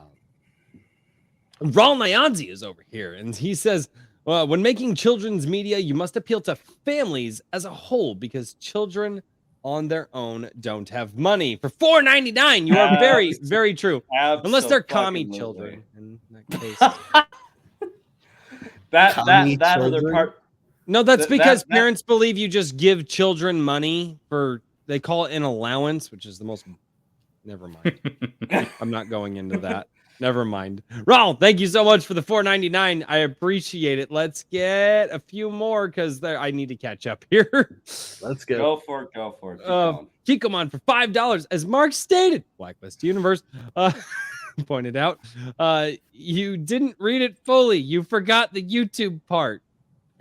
I did not get the YouTube part. I literally read the quote. No, you did. You did. Chad is correct in this one. I know. I said I was the #1 Iron Age YouTube guy. I literally. Well, what are we supposed to do? The Batman Go line? back to the tape. You were my #1 guy. Back it up. I read the thing. I love Jack I swear Palance, I by the read way. the thing. Unless my noise gate cut me off because it does that sometimes. I No, you believe it. just a word. I'm not talking to you people right now. Why do you guys do this to me? Because it's fun. I read the Well. thing. Doesn't matter. Chat. Don't Read do it that. again. Oh, Props is Press is here, It's or good. was here, or is still here. I have no idea where I am in the chat right now. Well, if but she's Props still is here. Press. Hi, She was a Katie. great Huh? Yeah.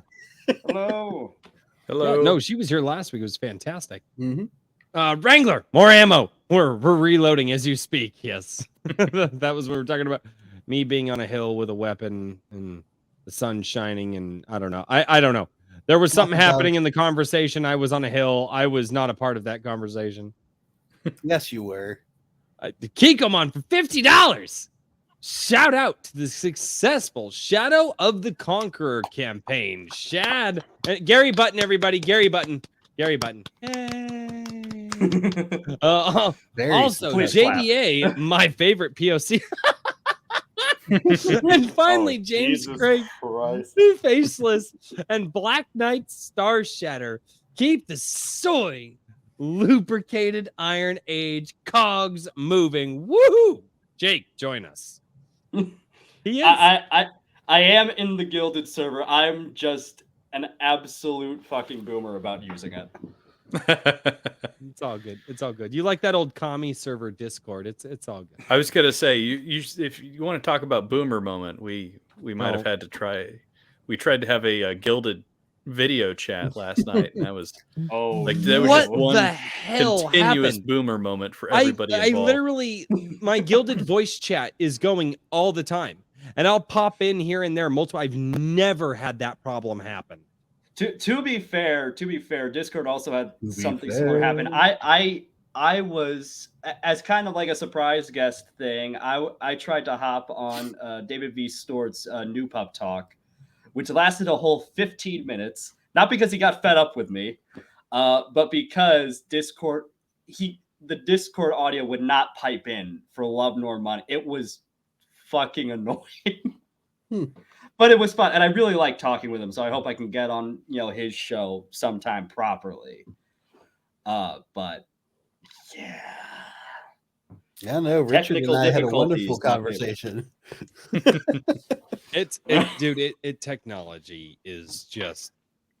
Technology is the bane of my existence most of the time. What the fuck? Oh God. I was gonna say, there's one. Apparently, I literally didn't read the word YouTube in that fucking. Say it. I mean, I think you ought to go back. I have give it. the Hold man up. what he asked for. I will Everybody read it. shush. I will read it. I will read it. Damn it! And I have to do it in a serious voice. Wait, like a serious voice, or like my YouTube presenter voice. I vote for YouTube presenter voice. Okay. It must be sincere. I hate you all. Your most sincere YouTube presenter voice. I hate you all. God. I know it's going to get clipped. It's going to get clipped immediately. And people are like, who's this motherfucker? I'm waiting for somebody to paint a picture of you. Okay, I thought I missed the chat. I did feel like I missed the chat. But okay. I'll go back to it after I do this dumbass thing that I hate you guys. I hate all of you. God, I hate this. Dance, monkey, dance. I am the number one. I am the number one age YouTube guy. What the fuck? Age?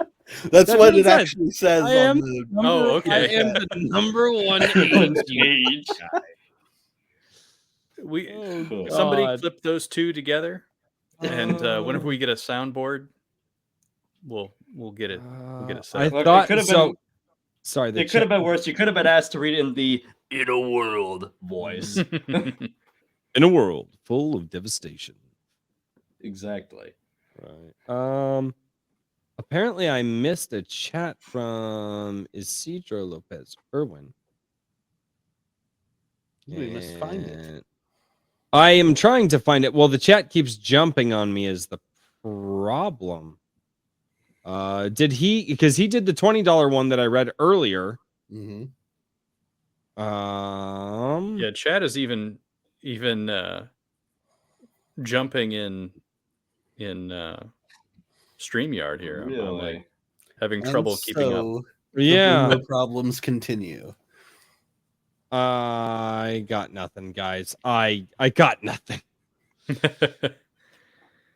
All right, for $2, you missed a super chat by Isidro. I don't think I did. I read the $20 one that he sent. Did he send another one, or is it not showing up in StreamYard? Strange. All right, everyone, say goodbye to Catherine Francis. Good Oh, night. good night, Catherine Francis. Thank you so much for Sir- pointing that out. Good night, Good Ev. night. So, no, Your she's awesome. experience was- She's actually She is. the way that I got introduced to her was because she covered this book right here. Yep. Mm-hmm. So, yeah, Yeah, And finally. I'm thinking, I was like, I think there's another review of hers that I need to put up next week, but Cool. I'm cool. still sifting through everything. Right. So I need to create a spreadsheet or something. It's getting a little bit, Honestly. which is good. I mean, I'm happy to have the problem, you know?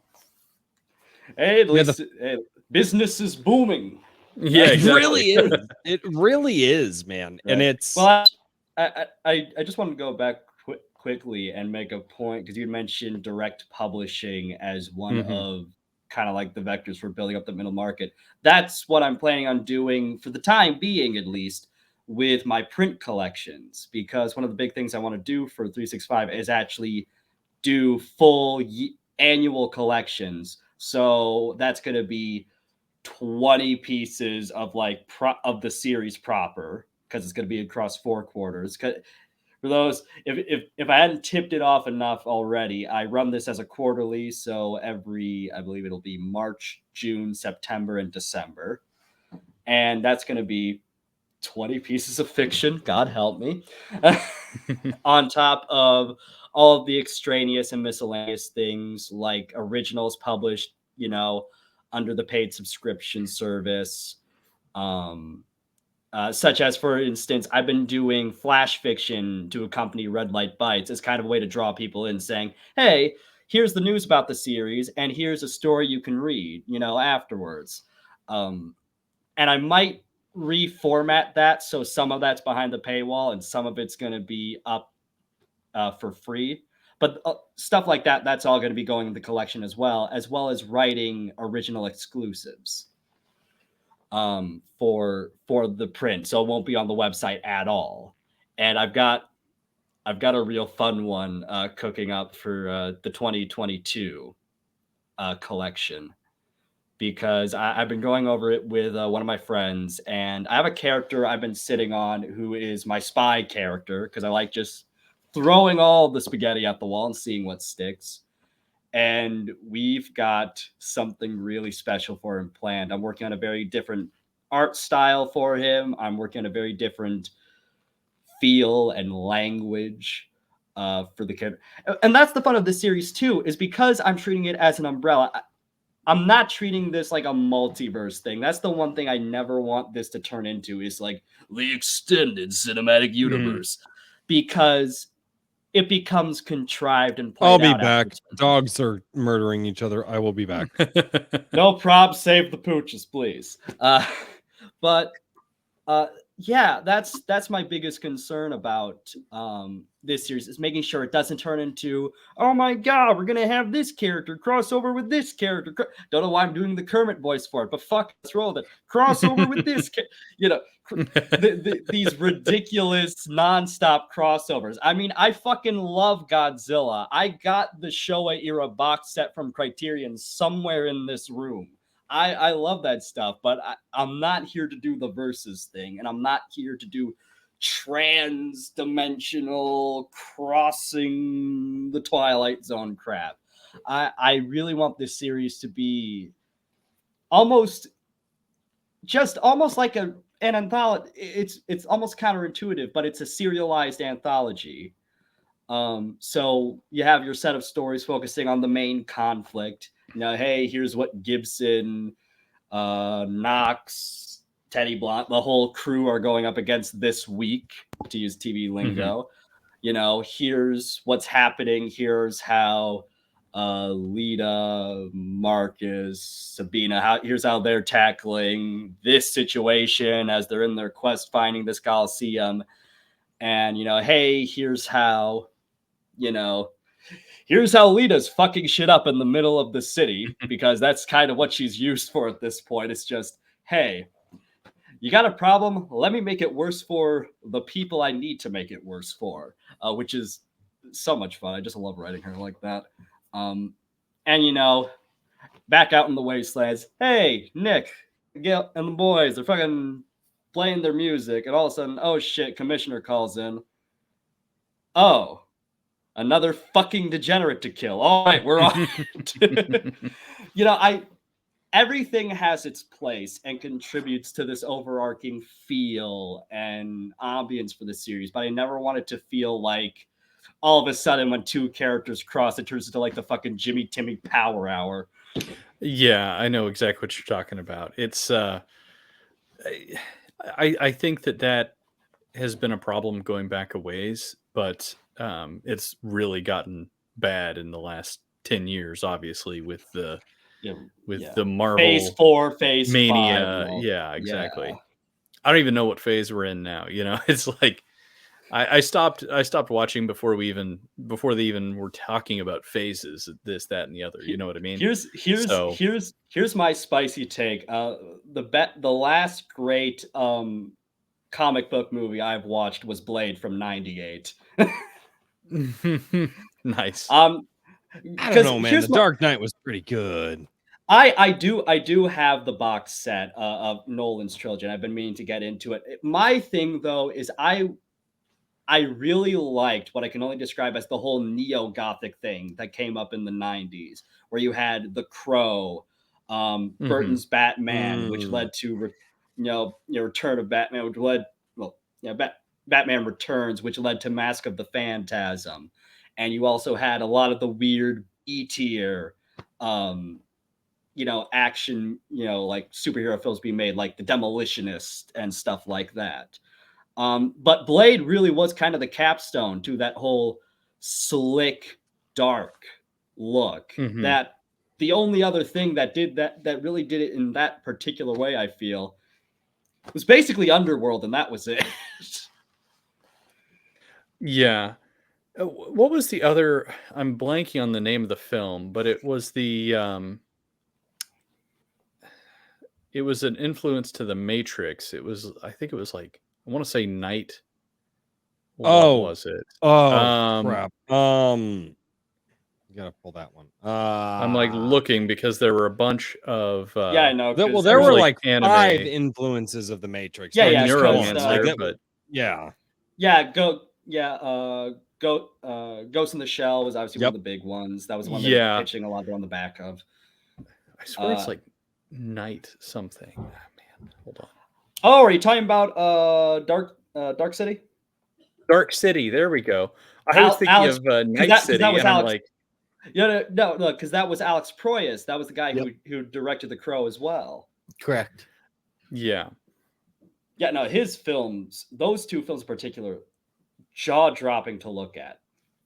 You talk about all these neo-Gothic style films, and I mean, although it may not be a masterpiece, but the Spawn movie, definitely right up there in that style. I don't know. I think I liked it was John Leguizamo in a fat suit. I think that was that was great. It was great. To be fair, I didn't say it was good. I didn't say it was good. To be fair, to be fair though, the TV series did have that energy.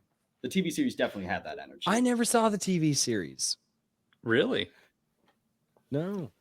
Well, I mean, never really a fan of Spawn to begin with. I've been dig into it because I kind of like I like the general idea, and I also like the idea of Keith David in the role. Because that man, again, he's one of those voices that could read the phone book, and you can just sit there and be like, I'll agree, but at the same time, it was way too dark, and it only got darker as it went on. I think that's probably a fair assessment. That's kind of my thing too, is that it was sort of, I felt like it was awfully nihilistic. It was probably ahead of its time in terms of the amount of nihilism, you know what I mean, that you see in it compared to modern media. Well, but it's but it was rare back then, so you could actually do it. It's not like nowadays where everything was nihilistic. Yeah, exactly. So I think it was interesting in that regard. But the point I was making was that if you look at the progression of storytelling in general, storytelling always ramps up. So when you start at a point of total deep darkness, where the heck are you going to go? You can only go so far before you become utterly perverse and yeah. It just falls off the rails at that point. Whereas other shows and other intellectual properties that run for long periods of time get the opportunity to build out, and if they want to, they stop before they hit that point, or they can try and push it, and that's usually where you go, yeah, the last couple of seasons of the show have kind of sucked and it's gotten weird, but they do it because they can. But they've done it after 8-9 seasons of good that started to lose momentum because you only go so far in the power creep. Right. Well, also, and it's also just to highlight that chat, that from the chat you mentioned, yes, him as Goliath. I can't show it, but my wife actually custom made a Gargoyles banner. It's up there. Oh, that's yeah. awesome. That's Yeah, awesome. and it's in the same style as the Zelda banner here, but the chat's hiding it. Damn it! You're being assaulted by all your goodies. Jesus. Well, it's the picture that my wife gave me for our anniversary, and I got a new desk, and it's murdering me. Hey. So anyway, but as far as revolutionary cartoons, if you really want to go that route, Gargoyles is high on my list. Well, I mean, hell, one of the first season earliest episodes. especially. One of the earliest episodes of that first season had honestly one of the greatest lines I've ever heard uttered in an animated series, which is, "I've been denied everything, including my revenge." After they've been turned to stone. Yep. It's such an incredible moment, like dramatically speaking, and it still works. So I want to throw this out there, talking about writing in children's shows, and I was having this discussion years ago with one of my best friends, Matt, and a couple other people. And we were talking about the music of like Disney movies from back in the 90s when, Disney was kind of doing their whole Renaissance thing that they were doing. Yeah, basically Alan Menken and then 5 other people. Yeah, exactly. And we were talking about The Lion King. And which is one of the 5 like, other people. what's your favorite Disney song from The Lion King? And mine was the name escapes me now, but the song that Be Prepared by Scar, the one that Scar sings. And he was like, "Really? That's your favorite song?" He's like, "Why?" I'm like, "Because listen to the language that they use and the articulation of that language. They didn't treat children as stupid." And my buddy was like, "Wait a minute." So we played the song and he listens to it and he goes, "Holy crap, you're right." I was like, that's why it's my favorite. And that's why things like the Gargoyles stand the test of time, because as children, when we felt that our parents were just brushing us off, "Oh, go away." "Oh, you're not right." We would watch these shows that would talk to us like the way that we wish adults would talk to us. And I think that that's why certain things are so impactful on kids, and that's why certain stories stand the test of time with people, is because as children, when we find that thing and we go, "Holy crap, you're talking to me the way that I wish people would talk to me." And it's incredible to see. And I definitely don't see that with a lot of what's happening with, the stuff that my kids are interested in, but I also try to show them things that, aren't total garbage. Right. But here's also my take on it. This is, and I'm not going to use Anderson as an example because there are actually quite a few other examples I can use.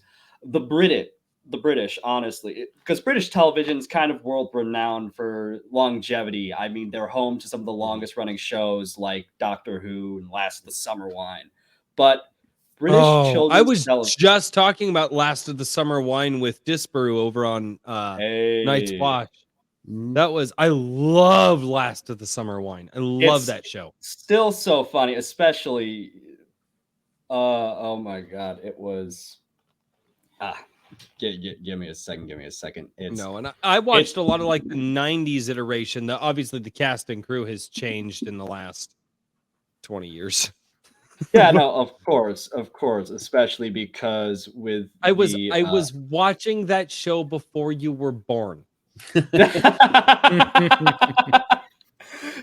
Well, Fuck you, by the way. Oh man, making yeah, me I hadn't say really that. thought about that aspect of it, but Well, I was feeling old. to back be in- fair, it was also running before you were born. So Yeah, that's true. Yeah, you're not wrong. no, I just sat and did the math on when you were born, and I went, "Oh God." Yeah, you guys No, are no, talking no, about but- furries okay, the and point anthros and is, all that stuff. okay, And I'm like, Wind in the Willow.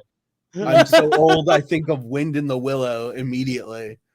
Well, actually, there's my segue because the reason why I was looking up Last of the Summer Wine is because I wanted to mention a guy who played, I believe it was Norman Clegg, Peter Sallis, who also many people know as the voice of Wallace from Wallace and Gromit. Mhm. He played Rat in the Cosgrove Hall series of The Wind in the Willows Mhm. with Michael Horton as Badger. I believe it was it was a playwright who I think it was a playwright who'd played Mole, and David Jason as Toad. Mhm. Oh my, that's a show I want to talk about because I grew up watching a lot of British kids television, and it really did impact me on the way I look at fiction because they were actually really mature scripts. And you can whittle that down to two people. Rosemary Ann Sisson, who was a dramatist who wrote, not only was she responsible for adapting the stuff from Kenneth Graham's novel that wasn't adapted in the pilot film in '83, she just had an incredible way with creating the pastoral imagery and verbiage and natural, dichotomies between characters. And then there was Brian Truman, who would most of the time people know him for writing the funnier stories. Mhm. But when he wanted to write something seriously dramatic, it brought the house down.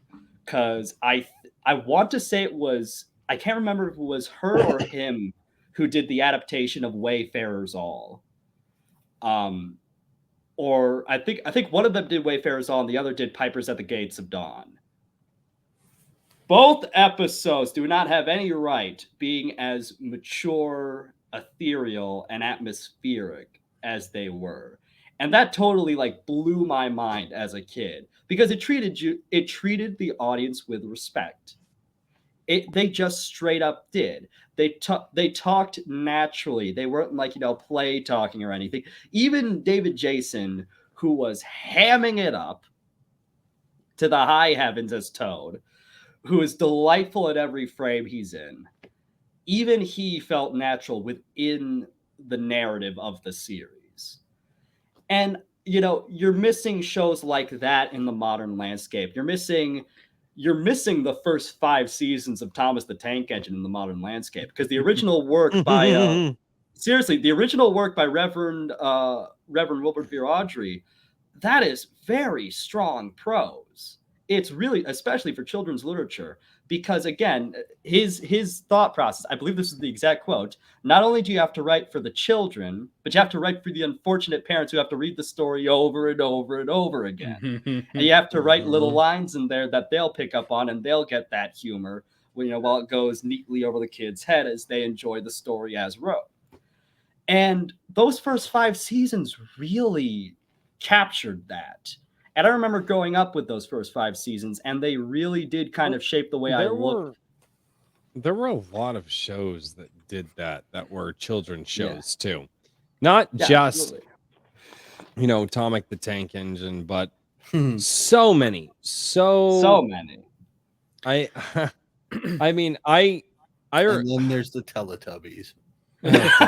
Well, we're not going there. We're not I'm going just saying there. they're not all Wait. winners. I do have to ask this question. No one bats 1,000. You were no. Your daughter's a little too young for that, or was she in the Teletubby years? Mine? Yeah.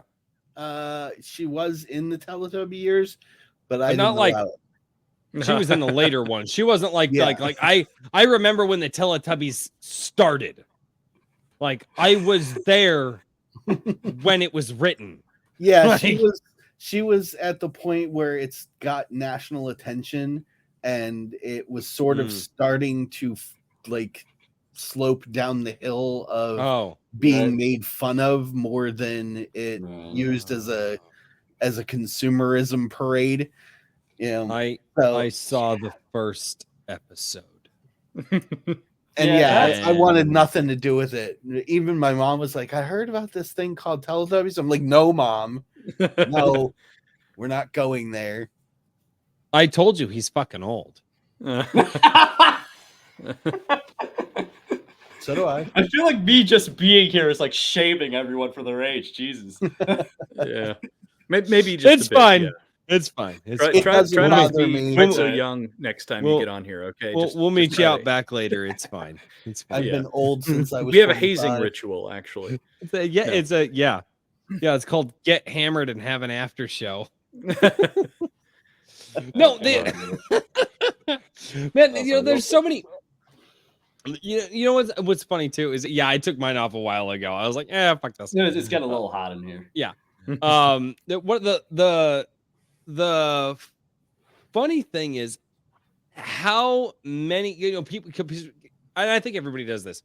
We all look at you. How haven't you seen this? How come you haven't seen that? Why didn't you see this? I'm like, do people understand the amount of just, even if it was like mediocre, our mediocre stuff back in the day was god tier compared to where storytelling has been recently. And it's just like, guys, I genuinely don't have the time to watch everything. Mm-hmm. Like the amount of stuff that came out that just, I mean, if you look at it, you have what? 1, maybe 2 blockbusters a year now. Yeah. Maybe 3 or 4. You used to have 20 back in the day.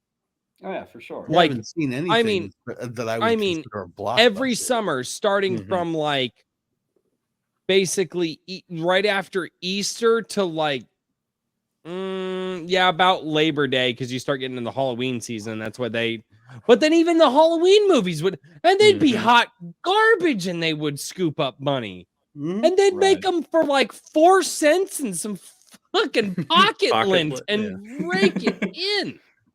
Absolutely. It's amazing how much is just out there, whether it's kids content or adult content or family content. One thing I will also say this, because this is going to be kind of me making this perfectly clear.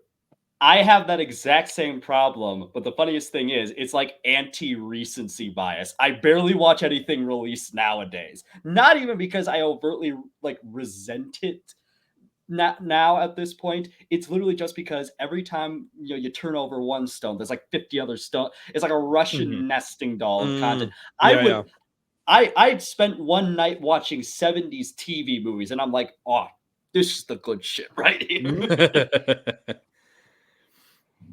Yeah, so I actually have a question, and actually, why don't you read this, then I'll get to the question for our guest. Thank you so much for putting up with my shit. No, RH Snow, she's been saying in the chat that she has to getting going writing, whatever them words are, and but she's been hanging out, so she says hugs and farewell to all to be Iron Age heroes. Thank you so much, RH Snow. And I saw your comment about filling out the form for a circle. I'll get you taken care of. I need to go back and see if there's any new submissions, and I don't know how you manage all that. Genuinely. He has powers. I need more spreadsheets. I just need more spreadsheets. That's more spreadsheets. Yeah, you're gonna be. I feel like that's just. I feel like that's just gonna become your answer for like every problem. Yeah, well, I trained. Eventually, Richard's gonna be that Always Sunny meme. I know, he's just like, the wall of stuff, and he's just spreadsheets everywhere. Anyway, just like but that doesn't I was going to say, for the people who know, connects. I've had plenty of experience with spreadsheets. I've been playing a spreadsheet simulator. I spent many years playing spreadsheet simulator. Oh, God. So I'm ready to go. But back to our guest. What I was going to ask is, like, so you have consumed all this old content and whatnot, but like what happened to you that like at what age did you like divert from the standard fare, and like what was the incident that sort of precipitated that? I watched your interview on the RS Press, so I think I might know, but I wasn't sure if there was like a specific thing or time or what happened. If it was a There, gradual interest or what. what essentially had happened was it's kind of it's almost like a 3 point turn of events. The first point was that when I was growing up and I was growing out of a lot of the kids content I was watching, I still had a bit of a thing for Thomas, but it was in the production sense. I was really fascinated by the miniature work. I was really Mm-hmm. fascinated by Terry Permain as a cinematographer. I loved the scores. I was transcribing them by ear. And so that really got me interested in production. And then my family, specifically my mom's side, were big Star Trek fans. And so I would grow up watching the original 6 original series films, including my wild, 12-year-old ass being in love with Star Trek the Motion Picture. Whereas most Mm-hmm. kids there my age probably wouldn't be able to sit down for like 5 seconds of 2001. No, I'm eating that shit right up like there's no tomorrow. But the moment really everything changed for me was when I watched TCM consciously for the first time. And what I mean that is this. It was sometime in early high school. I was flipping through the channels and I was catching the tail end of, and I still can't believe I remembered this, an old Warner Brothers melodrama called Lightning Strikes Twice with Ruth Roman. Of all things, I caught the tail end of that. So I'm like, all right, I'll let this play. The next film after was Hitchcock's Strangers on a Train. And after that, I did not look back. And it was partly because of that, and partly because I grew up not having access to a regular theater going experience. Going to the movies was an annual thing. The family would go out, we'd pick a film. 2016, we went out to see La La Land in theaters, which I really do like Damien Chazelle as a director. I'm curious to see what he does with Babylon. That's coming out, I believe, next year or later this year. I'm not too sure. And also in college, I was able to go see The Northman. I basically was able to go see 2 out of 3 of Robert Eggers' films, who I love as a filmmaker. The Lighthouse, which blew me away, and The Mm-hmm. Northman this year, which is just colossal stuff.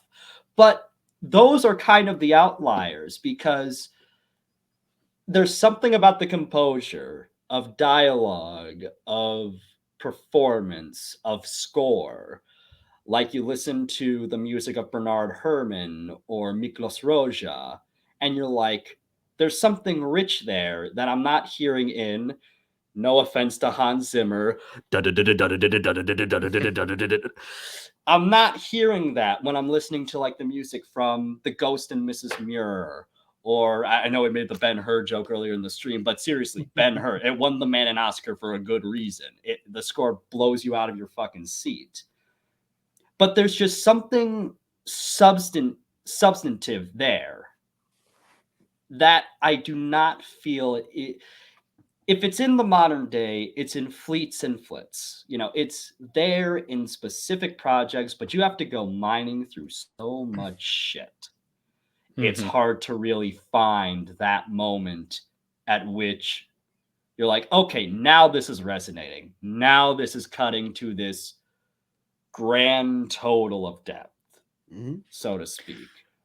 Well, I think I saw a discussion on Twitter, and I think it was Rawl that brought it up, maybe about film and like writing for film. To be honest with you, I'm kind of scatterbrained at the moment, so I don't remember exactly what it was. But I think that one of the kind of what you're getting at to a certain degree is that a lot of media, and you could say this probably about writing to a certain extent, but you can definitely say it about music and film, is that it's gotten very formulaic. Like absolutely. You're talking about with Hans Zimmer. It's we know what buttons to push to elicit X emotion. You know what I mean? Whereas with a lot of the older stuff, if you have a film, you're not just treating the background music as a sound effect, basically, to, cause certain emotional triggers or something else. It was like that score by itself was its own thing that somebody put a full amount of of attention and care into. And Right. The same attitude for maybe certain like writing styles and things like that. And I maybe I'm alone, but I sort of feel like um, George R. Martin is very guilty of this to a certain degree, where it's like do like this formula to do these certain sets of things. And I'm going to subvert the expectations in I don't know about a predictable way, but I've never been a big fan of the books. Even I don't know, but anyway, I don't want to get totally sidetracked. No. I get what you mean, because I can also talk about it from the perspective of a screenwriter. Because I've written 2 full-length screenplays. I'm working on a 3rd and 4th simultaneously. And I've always resisted writing to structure because of that. I want it to feel organic. I never want it to be, oh no, we must reach its inciting incident by page X, or or everyone's favorite cliche in the rom-com. Oh no, we must have the 3rd act breakup, so there's tension in the final act of the film. I resent all of that. And it shows in my work, where even when I do plot things out beat for beat, like because I'd mentioned the 2 scripts on ours podcast. The first was Gunning, which is my very first screenplay, and it was it's for an animated film, and it was essentially me experimenting with the aesthetics of what I'm doing in 365, but in the confines of this mellow, not somber, but very reflective and introspective sort of drama about this SoCal drag racer who finds herself wanting to get back into the sport after having let go of it, and in short order almost everything after she miscarried, which is heavy stuff, I know. And that's the reason why I didn't shelve it, but I gave myself some time away from it so I can kind of find my voice. But that whole structure, there was no, oh, we get to here to do this, to do that. It was almost flowing like a dream, because I really drew a lot from Sergio Leone's Once Upon a Time in America, where there's this natural ebb and flow between the past and the present. And you see there's that wonderful transition where Robert De Niro gets up on the crates and opens the peephole, and he looks through, and we push into the room, and we see a young Jennifer Connelly dancing to, I think it's Amapola. And then when we cut back, it's the child actor playing De Niro's character. And I'm like, that kind of informed the entire approach to that script, which was, don't think about, oh, we must reach this beat to hit this moment to get this reaction. It's make it feel natural, let it flow. And I think that's just not done today because everyone's too busy reading Save the Cat, and that's not knocking. Well, most people in it is storytelling in a nutshell. Most people will, to tell stories, pull from experiences that they've had, whether through experiences of reading books or watching movies or seeing television shows, or God forbid, horrible upbringings that they've had, or so on and so forth. And it's one of those it's one of those things that when you sit there and you think, okay, how do I go through this scene? How do I dissect this shot? How do I describe the feel of what my characters are going through in my novel? And oftentimes you pull inherently from the things that you have seen or felt, or I mean, I again, not the best songwriter in the world. Not going to claim to be, but I've written music in the past. Right. And I've done the same thing, whether it was from something fun that I enjoyed, or I wrote a song called One More. And the premise of the song is essentially an addict telling you, no, I just need it one more time and then I'm done. Right. And that was from watching family members of mine go through that. And what we're seeing now is with storytelling, with just the general sense of morality, is that one, there's not a lot of shame anymore. Right. And two, everybody seems to be wrapped in this social bubble, and their parents just put them in this social bubble wrap, and they can't get out of it. It is, and it's really interesting to see, because it's the antithesis of the human experience. Right. And that means that these creators have nothing to draw from. So what they make up, what they put in their scripts, in their books, and whatever medium they choose is hollow, because it's imagined instead of experiencing the act of getting punched in the face. You're just imagining what it might be like to get punched in the face. Then you write it down. And that's why when we watch TV shows and see these things, we're like, I mean, maybe. Right. But And all right. Blacklist I Universe, also known as Hi Mark or Mike S. Miller, says the story structure for films makes sense because the time constraints. Save the Cat is a great resource for new writers.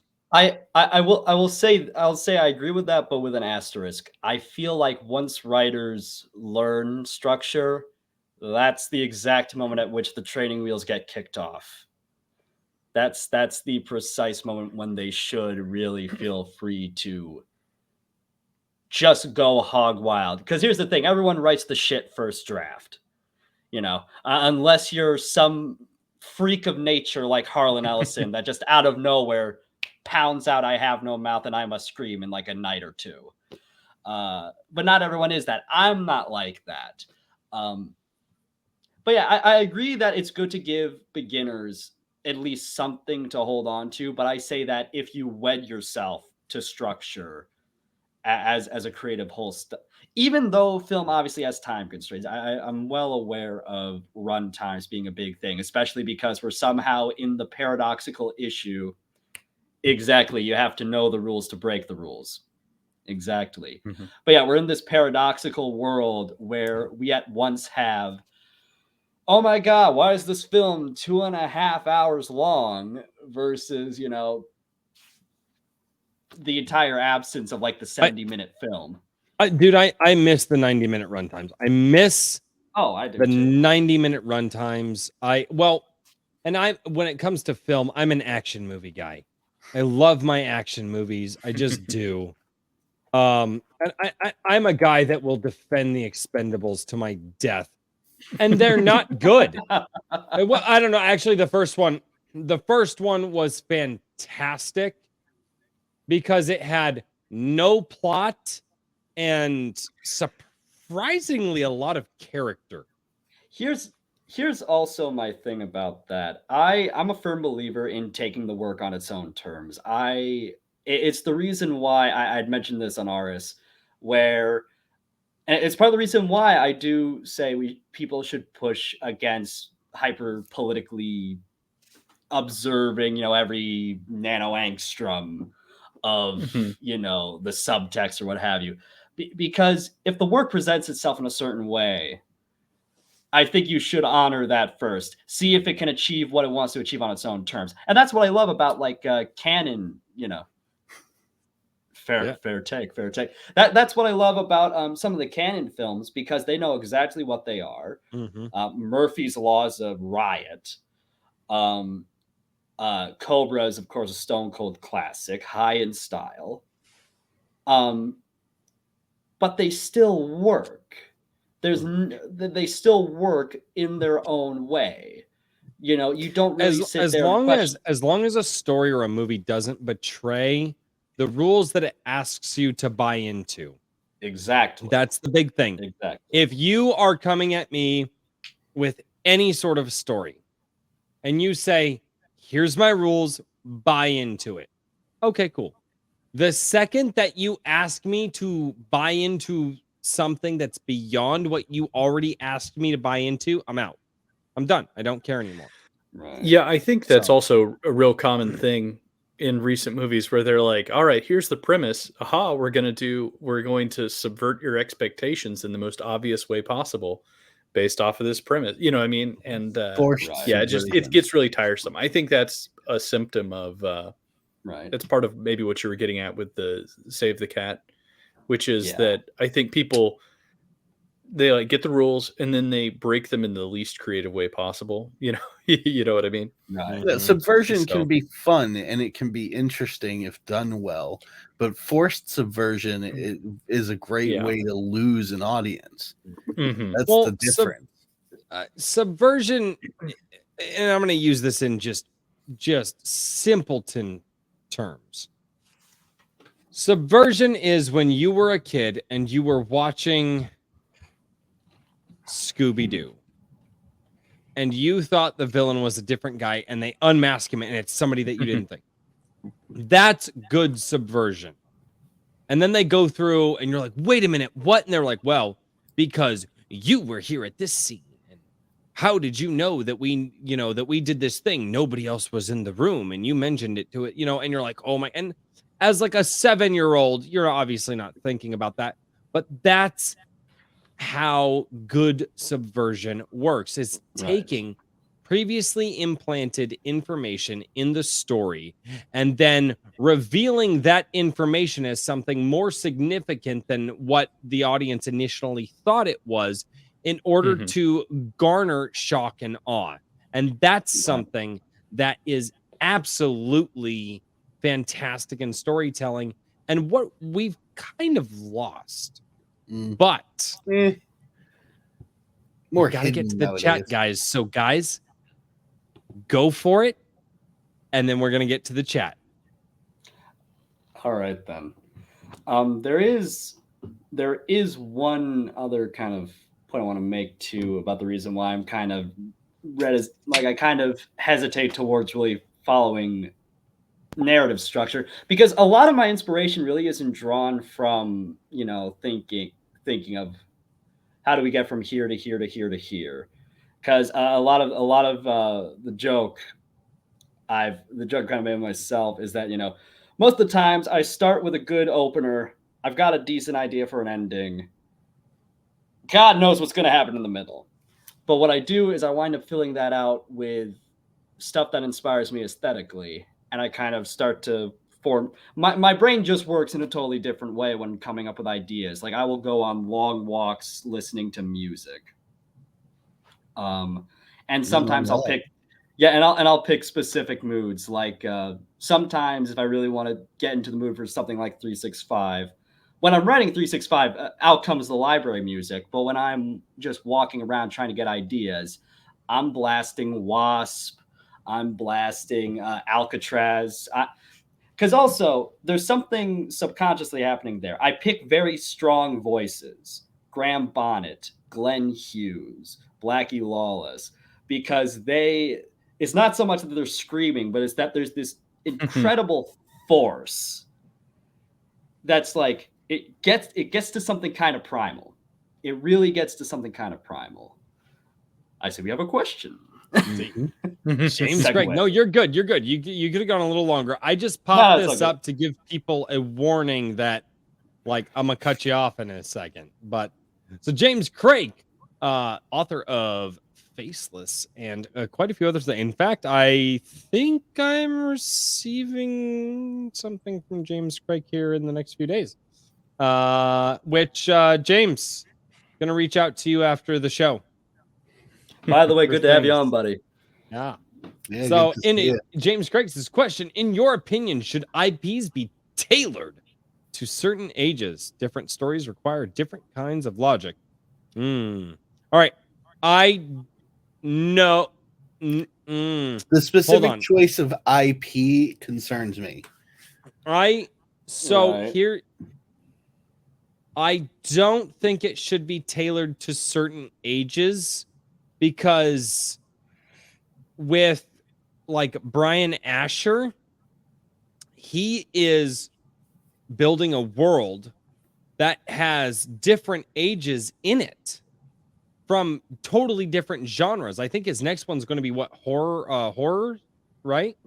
I believe so. Yeah, Is that what Brian Asher's doing? I still haven't gotten to the treasure of Lorev, but I mean, in his world, he's not just tailoring it to a specific age. What do you guys think about this? Have you guys ever seen that picture of Thomas the Tank Engine, but redone for like Warhammer 40K Chaos? No, I'm just imagining certain there are IPs. parts of the internet I don't go to. I watched I'm a imagining video where certain somebody IPs created aged a up or something. zombified Thomas the Tank Engine running over zombies. Magical. There's so much great Thomas the Tank Engine internet lore. Yeah. Gross.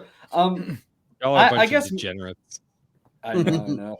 Horrific. I guess my answer to the question would be, it shouldn't be tailored, but you should definitely know what it's appropriate for. Because here's the flip side of the coin.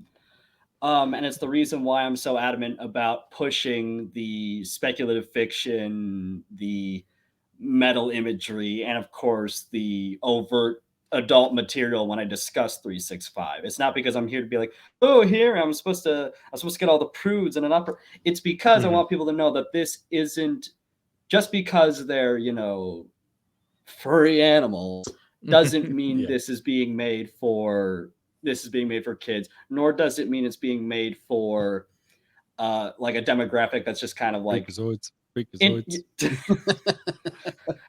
I'll put it like this: in a fur skin. Freakazoids. Specifically, people who are kind of interested in the conceit and the conceit alone of them being animals, because it's not just that.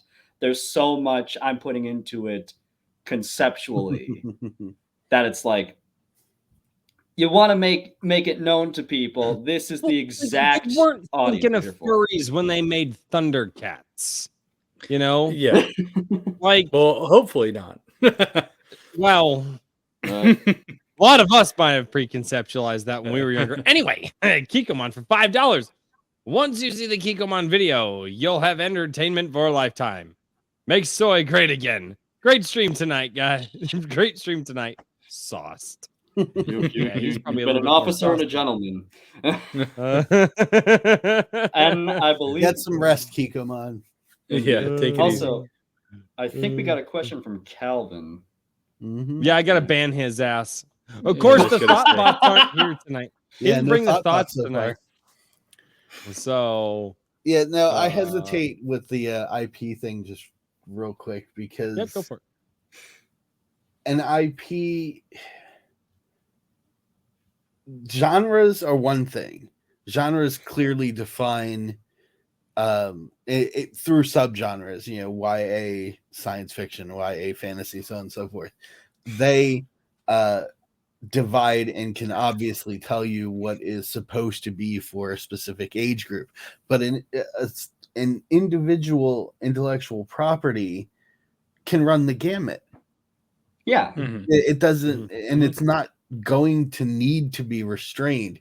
There's always the question of if you're trying for profit over creativity, and at that point, then casting the wide net. I will say this: I think there are certain genres that allow more creative freedom than others.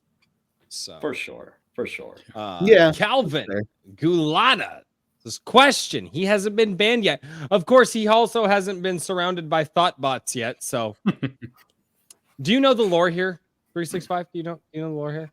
I'm not sure I'm privy to such details. So several weeks back, we're doing a lovely stream, as it were, a stream very similar to this. In fact, it had a very similar title to this. And all of a sudden, out of nowhere, Thoughtbots show up. Are you familiar with the Thoughtbots? Do you know what they are? Yes, I Okay. am. I'm quite So the familiar. Thoughtbots come parading into the stream down here. And Calvin decides that right in the middle of the Thoughtbot invasion, he's going to get down on that Thoughtbot action and decides to comment right in the middle of them. So as I am sitting here nuking Thoughtbots left and right, I see Calvin's name and I'm like, oh, well, he's with the Thoughtbots, obviously, because he's commenting right in the middle of them. So I nuke him as well. And then the chat was like, you nuked Calvin. And I was like, maybe that was a mistake. It wasn't, but I took it back. So Calvin. Calvin's and he's actually another Iron Age creator. I was gonna say for a moment there, I thought the end of the story was be like, yeah, no, I brought all these bitches here. I'm full. He might. Oh, he probably did. He just won't say anything about it. But take that to your grave, my this man. is question. How do you feel about mob movies? Heard you mention Great Robert De Niro and was curious. Okay. It's really underpraised. I fucking love this movie. Public Enemies with Johnny Michael Depp. Mann. Good taste. Good taste. Dude, that movie is wow. And I watched the behind the scenes footage. They took stuff directly from history. Obviously, they have to take their liberties with it. Oh my God, Public Enemies. Have you guys ever seen it? Mm-hmm. I've been meaning to, but also I'm not surprised because you're talking about Michael Mann is one of my top 5 favorite filmmakers of all time. He is someone who I look up to forever as a filmmaker. I love Heat. I love Thief. I love Manhunter. Oh shit, he did Heat. Yeah. Oh shit. Yeah. I didn't know that. And also, he was the executive producer on Miami Vice, which explains a lot of that show, especially the font that he used in most of his films around the time. Makes Loki sense. still, but what do you guys? Yeah, what do you guys think about mob movies? Where are you at? I really do enjoy mob films because there is sort of a. It's because, of course, there's the obvious analogy you can make towards royalty, the way hierarchies work in it and so forth. But in general, there's this air of cool and there's these kind of magnetic characters that you wind up seeing in these films. Like, I love the Godfather trilogy, and I say that willingly. Yes, I do enjoy 3. Sue me. I literally said I like these, and then when I say the Expendables, I mean all of them. Right. I enjoy the Godfather trilogy, and I enjoy a lot of what Scorsese's done. Mean Streets is a classic. Goodfellas, iconic. But I will say the reason why Once Upon a Time in America by Sergio Leone is my favorite film of all time, and it's because it does something that not a lot of mob movies do. I mean, short of probably The Godfather Part 2. It's able to twist you inside in such a strange way because De Niro's character does horrible things in that film, like genuinely reprehensible films. There's a infamous scene between him and Elizabeth McGovern that really is like a make or break point for a lot of people. I'll give you another 15 seconds because we gotta move. I understand. But point is, though, even in spite of all that, there's still room for this strange, affectionate nostalgia for like this turn of the century New York and for his time in child. It's such a bizarre cocktail of emotions, but it works. Daniel, mobsters, how you feel? What you thinking? Yeah, movies. I like mobster movies. It's sort of a mobster movie, but one of my favorite films ever is a unsung movie called Things to Do in Denver When You're Dead. Interesting. The premise of the story is that this connected guy brings his crew back together after they've been separated for a long period of time, laying low, doing their own thing for a job that they screw up. And so the head of the crime family puts a bounty on their heads, and it's about their final hours after they screw up their job and what they do with that period of time. So it's a very character-driven tale, and that's why I like it, because it's got so much depth to it, not just in background, but in individual characterizations. But the all mob movies are fun, but I was not a fan of The Sopranos. I've never seen The Sopranos. But before we go on that tangent, Iron Age Media, Richard. I don't really have a good answer on this one, because I've seen Public Enemies and I've seen a couple other ones, but I haven't watched enough to like really. I mean, I've seen The Godfather. You know what? What was it? More recently, The Departed. I didn't really care. That one was okay. It just didn't really grab me nearly as much as everybody was like convinced. Maybe my expectations were too high, but yeah, I don't have anything. I don't know. I like. I'm curious. Curious how you'd react to the Hong Kong original, as we would say, because I believe The Departed was the adaptation of Internal Affairs. Mm-hmm. A lot of those movies at that time were actually. Actually, I will say that just general recommendation, if you like good mob movies, but you like it in the Asian sphere, just go watch Johnny To films. Mm-hmm. Go watch The Mission. Go watch Exiled. Go watch Election. It's really good stuff. All right. Okay, Stay Based says, question. Since Jacob seems to be a connoisseur of heavy metal, thoughts on the NWO new wave of traditional heavy metal? Found some awesome albums and bands through that channel. I really do dig it as a movement, and it's a really good channel too, because they got me. I believe it was Icon of Sin I discovered through them, and quite a few others. But no, I dig groups like Wolf. I dig groups like Lucifer, that doom metal act out of Europe. It's a really great movement, because sonically speaking, it is what it says on the tin. It feels like vintage heavy metal, and it's just kicks you in all the best ways, honestly. Frequency Studios for $4.20. This is tip. That's indeed that's some lore there that Blacklist Universe started on my channel.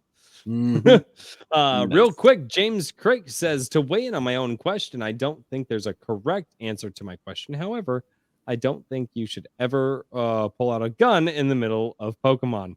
Oh, that would have made that show so much better. Oh my god, that's great. I'm 90% sure that there are guns in Pokemon. I know they just don't show the part where they take the Pokemon out back and shoot them. Yeah, there's definitely because I've rewatched these with my kids. Yeah, there's definitely an episode where they all have guns and they're shooting it like a gigantic Tentacruel. Tim Allen's question to the entire panel: what is your favorite noir movie? 1930s to early 1950s. I'll let these guys go first on this one. Mine's not. I'm trying to think if it's. I'm trying to think if it's. It's enough. No, mine's not noir. My favorite. I'll give you my favorite movie of that time period. It's not a noir. But my favorite movie from the 1930s to the 1950s is The Picture of Dorian Gray. Excellent. Fucking love that movie. My Heard Hatfield's incredible in it. It's amazing. The storytelling is that painting awesome. At the end. Oh my god, that painting at the end. Yes. Nobody knows this movie. Thank God. No, but you're right. Oh, no, yeah, no. The picture, it's not a noir, casting. but it is. Oh, the perfect casting. But that's my favorite movie in the 1930s, 1950s is The Picture of Dorian Gray. Richard, you're up. So I had to look it up, but I guess it is within that time frame. It's The Killing by Stanley Kubrick. I haven't watched a lot of noir, but I went back and watched a lot of Stanley Kubrick at one point in time. There you go. So that's probably the one that I enjoyed most out of that time cool, frame. Very cool. Jake. But that's 56, so it fits. It's in there. The top of my list still has been Strangers on a Train, but oh my god, some of my favorites include Touch of Evil, Orson Welles, Double Indemnity, Billy Wilder. This is going to be kind of an odd one for some people, but Michael Curtiz's Mildred Pierce. Like, I know a lot of people see it as more like a melodrama than a noir. We have time to watch all this. I was gonna say I don't even know that one. Oh wait, you're a film student. Never mind. Yeah, Yeah, exactly. That makes a lot of sense. But there are two films I would highly recommend, and they're both by Fritz Lang, who directed M and Metropolis. And they are Fury with Spencer Tracy from 1936 and The Big Heat from 1953 with Glenn Ford. Fritz Lang is a god. Those two films are some of the tight, and it's some of the best films he made when he came over to America, hands down. And he made some doozies, Scarlet Street, Beyond a Reasonable Doubt, which literally I watched that at like 4 a.m. out of nowhere, just like, oh look, Dana Andrews is on the TV, let's watch. And all of a sudden I'm like, I'm up and I'm awake and I'm enjoying the picture. And then all of a sudden it's 6 o'clock and I'm like, what the fuck did I just do? I've done that before. Daniel. The life of a film student. 1930s to 1950s. Probably noir, but I totally didn't because I don't know a lot of movies from that time period. Yeah, I'm not a huge noir fan either, but I agree with Jake on Fritz Lang. And I was going to say Orson Welles' Touch of Evil. Not technically, but still, it's one of my favorite. Oh no, it's noir for sure. It's still in the ballpark too. It's because I guess maybe it's my interpretation of noir may be different, but it never struck me as like a serious noir film. It's definitely a departure from both The Stranger and Lady from Shanghai. I'll give you definitely that one. Right. But I'd still keep it in the ballpark though, because it still has a lot of the core elements. You do not remember when Dorian Gray came out, Blacklist Universe? Fuck off. I mean, don't get me wrong. You're old, but you ain't that old. If he's gonna start making jokes like that, but not prehistoric. Maybe he remembered the Italian film from the 70s. I don't know. If he's going to start making jokes like that, we're going to have written. to start making jokes back at him about it. I know. Swift Sword Rush, this question. What's your favorite war film? Jake, we'll start off with you. Okay. Favorite war film? Off the top of my head, I'd probably say Where Eagles Dare. Richard Burton, Clint Eastwood, based on, I believe it was a story by Alistair MacLean. And it's a really random thing, but I love it to bits. The score by Ron Goodwin. I know of that one. I've never seen it, but I know. Where Eagles Dare. Definitely recommend it. Just a classic. No, I think it was set in World War II, I believe. I think. But it's a great spy thriller. It really is. And it's a great... Honestly, it's just a really nice film. I need to go back and watch it. I haven't seen it in like ages. Daniel, favorite war film?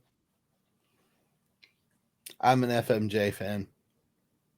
Oh, shit. Okay. Hey, All right.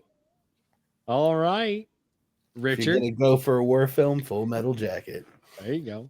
Oh, I got one. Yeah, I mean, I don't know. There's some good ones, but the only thing that I really go back and have watched multiple times, and I know it's not a film, it's cheating, but Band of Brothers was just so good. I really think that's fucking cheating. First of all, fuck off. Yeah, well, it is cheating, but I can at least compete.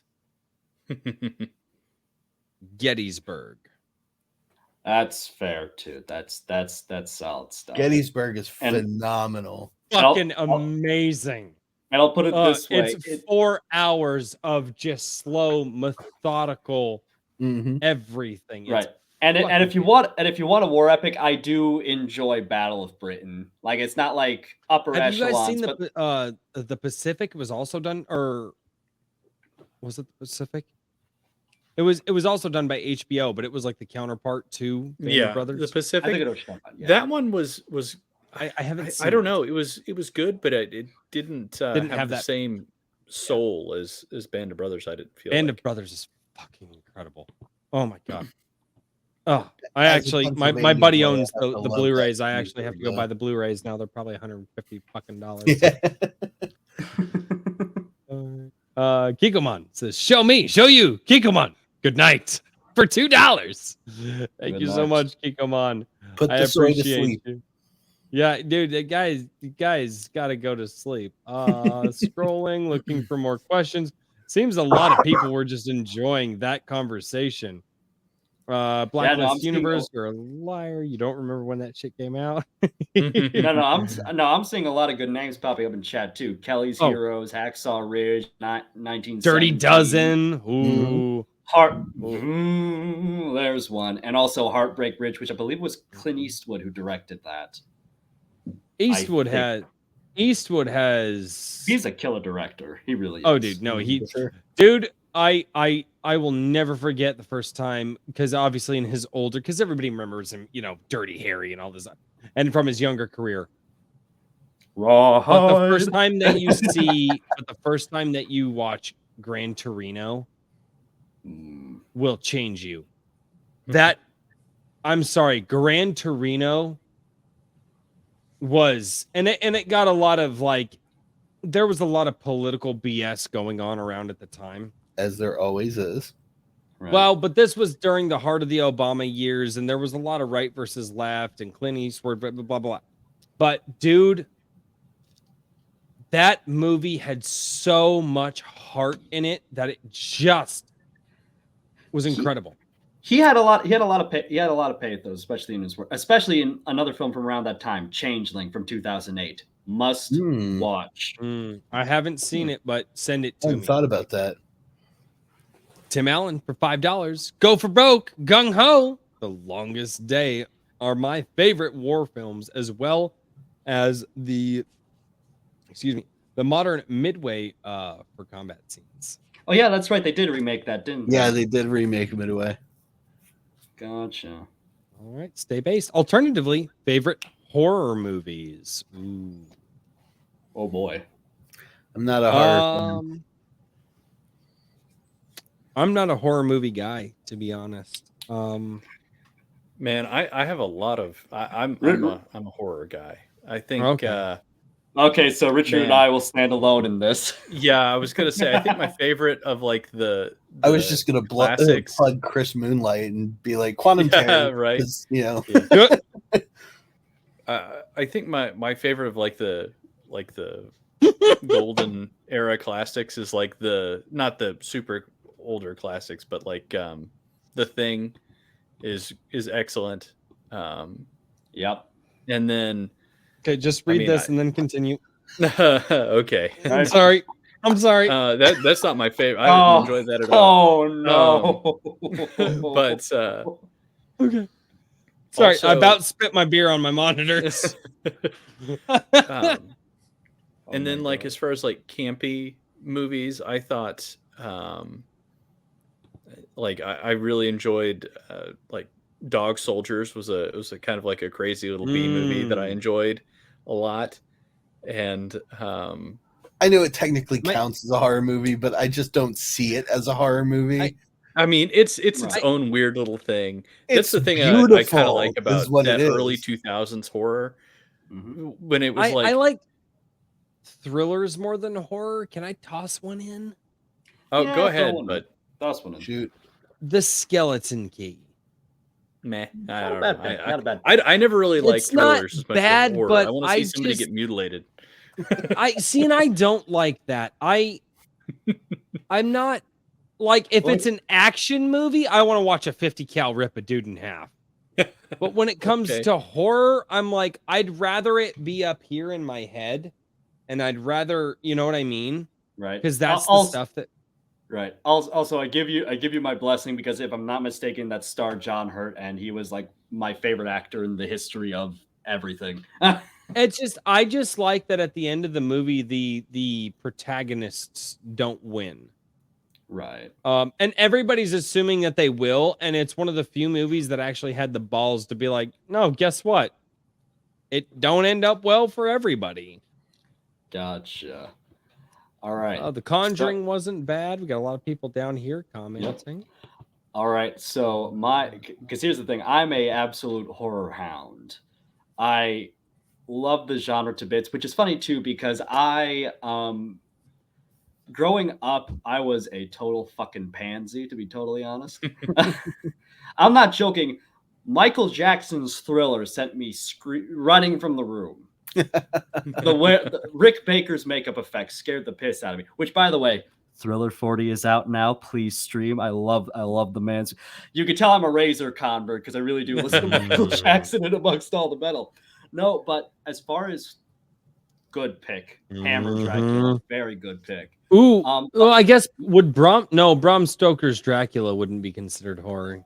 Oh, hell yes, it would. Yeah, is that considered horror? Yeah, it's the Coppola version. Okay, yeah, that one. Yeah, probably really that Bram Stoker's Dracula for me. I really love what Coppola did. Really, what he did with that. It's one of my favorites. But my all-time favorite horror film is Jacob's Ladder. Another one for Dream Logic, but also that movie, when it wants to hurt you, it'll hurt you. And I love and respect it for that, because it takes you on a real emotional journey, and there's something almost you can't really put your finger on about it. I mean, you could explain it to death, be like, oh, it does this. Well, you just have to sit there and let it wash over you, and you'll be terrified. You'll cry at least once, and you're just going to be lost in that film well after it's done rolling. Also, Alien is runner up, but to slip one in to send up to my Italian forebears, Dario Argento's Tenebrae. It's a wonderful mystery thriller, but as a giallo, it's probably one of the most violent, and it still works. Terrifying stuff. Love it to bits. Love that. Love Suspiria. Argento's one of my main men. Man, you're just an encyclopedia of movies. It's wonderful. Swift Sword Rush for $2. It's the source of my power. Also being 21, that'll fade with time. Horror is my favorite. Horror for the win. Yes, Swift Sword Rush. Absolutely. Right. He's doing it right. There we go. Yeah, there are a lot of good ones in the chat. Armored Darkness, John Carpenter's Prince of Darkness, Dagon, 70s body snatchers. Yeah, there's there's so many things. I like horror as a genre because it's like you get so many different kinds of things. Like you get really wacky, fun horror movies like Dog Soldiers, and then you get the creature features like The Thing. I mean, it's such a broad genre for me that it's you could do all sorts of different random stuff. And the thing I also love horror about is one of the few genres that can pull that off too. Yeah, absolutely. Because the nice thing about horror too is that once you hit the exact ratio of suspense and gore, you can make a film that will scare the fucking bejesus out of an entire room. Like The Omen is a great example. Every one of those kills is terrifying to watch. True. There we go. It's true. The Eldritch Sun baby. I'd never thought about that. Can't argue with it.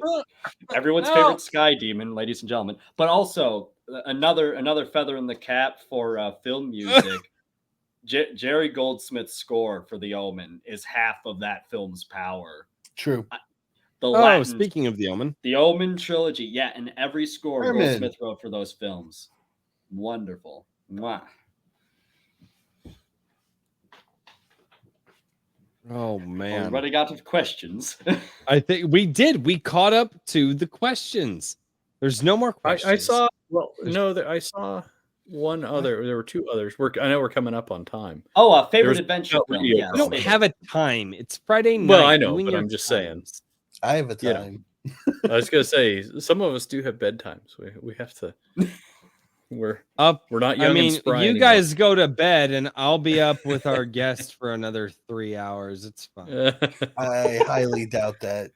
Oh no, But- because I got sent this package like 3 days ago, and I haven't had one. And obviously, Oh a man, cigar you gotta stream, fire smoke one up like, at 11 o'clock at night. he's My craving. fuck yeah, I am. God. He's craving. Oh man, Dude, I haven't had a cigar in like 3 years. And our Just good a friend little Rob one, as a Rhymes, treat. and our Yes. good friend Rob Rhymes apparently put together some of his top tier stuff to send me a care package. So, Mhm. That's I'm- big of them. oh, dude, I'm Rob's a Rob, good man. Brad. Rob's Seriously. good. He was drunk as oh, dude. He flat out told me, he goes, dude, I don't remember the last 30 minutes of the stream. We were awake for 2 hours after the stream ended. He and I drank, and he smoked cigars and drank whiskey, and I smoked cigarettes and drank beer for like 2 hours. These guys jumped out after like 30 minutes of being off a stream. yeah.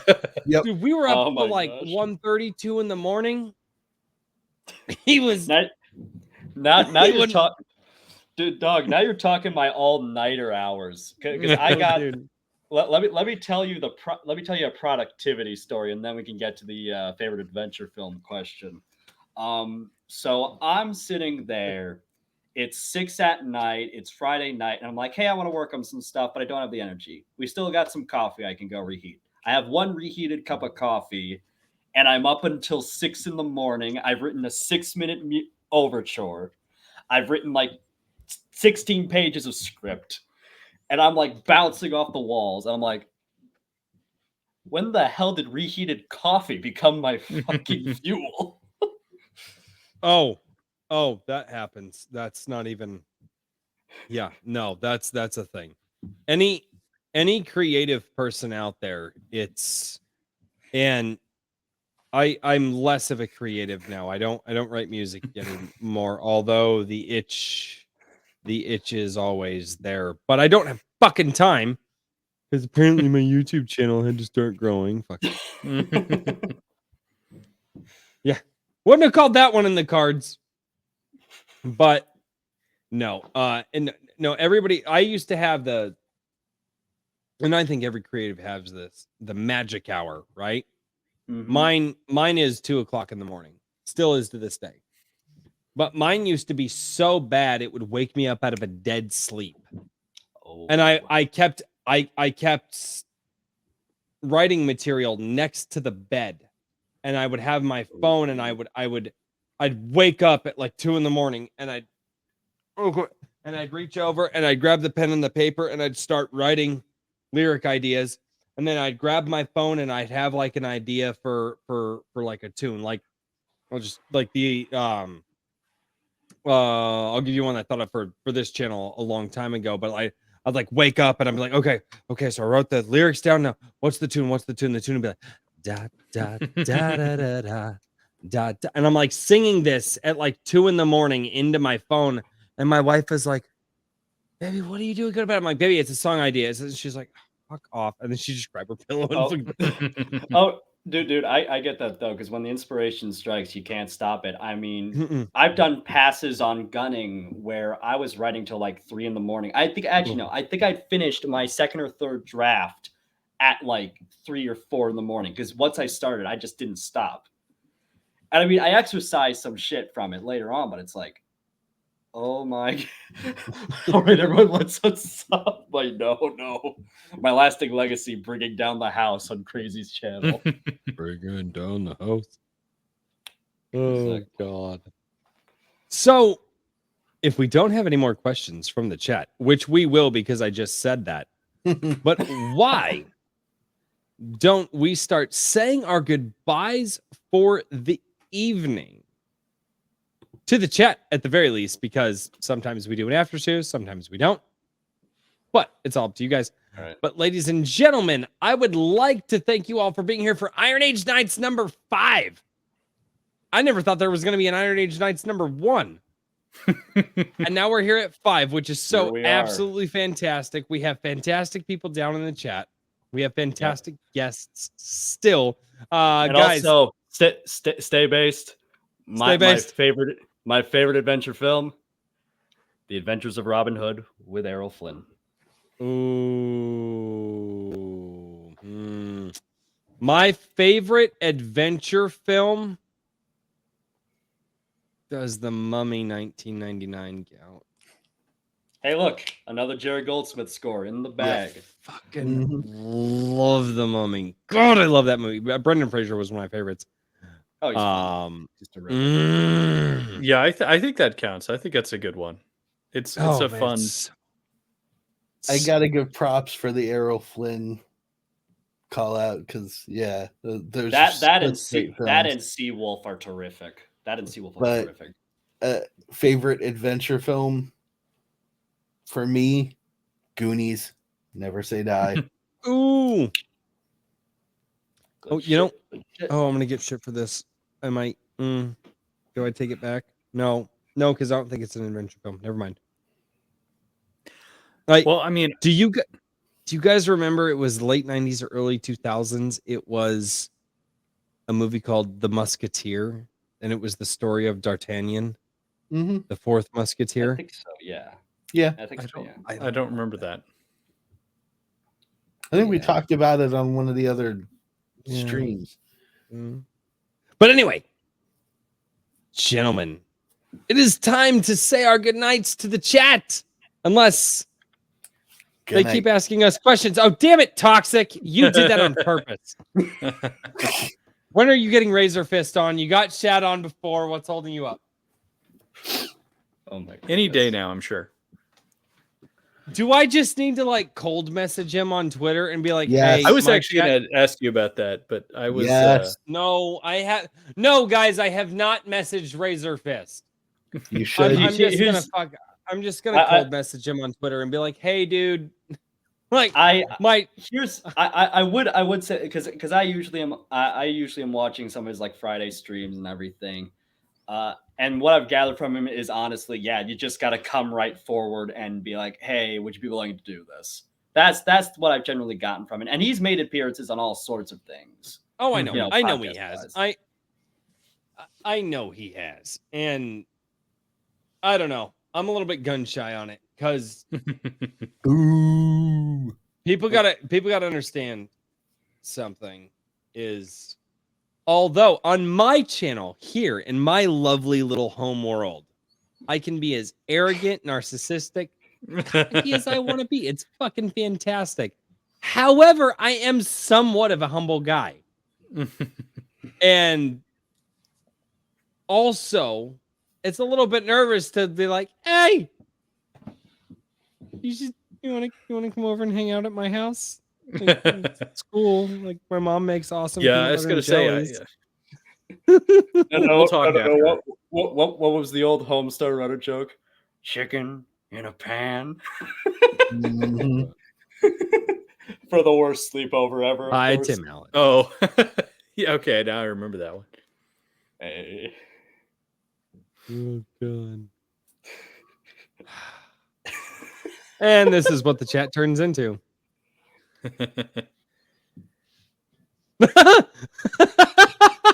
Oh boy, yeah. Yes, paid him. Obviously, No that's false advertising.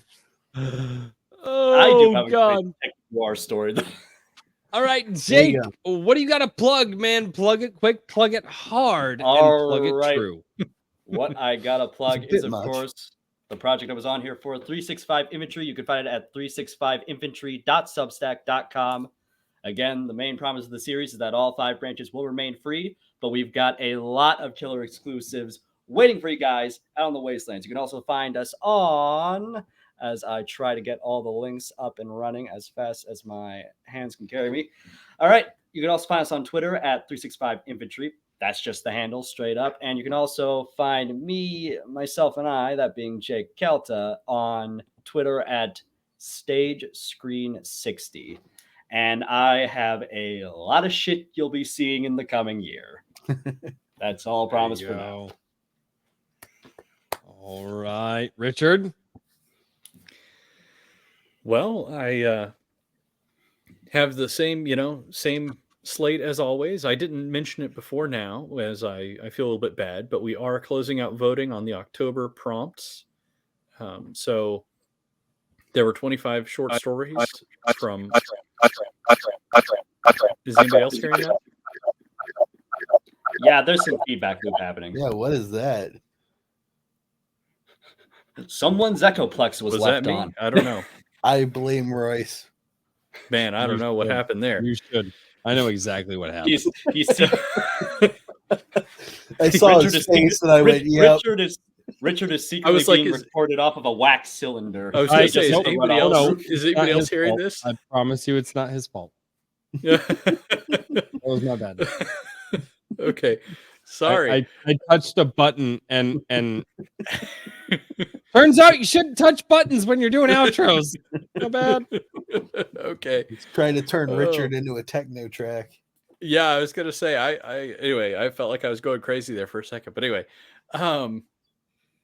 no, but we have our October prompt voting. It ends tomorrow at midnight. So if you have read any of the short stories over from October that were submitted as part of the IronAge.media weekly prompts, I encourage you to go over there and vote for your favorites, even if you haven't read absolutely every single one of them. But I always encourage everybody to give them a skim.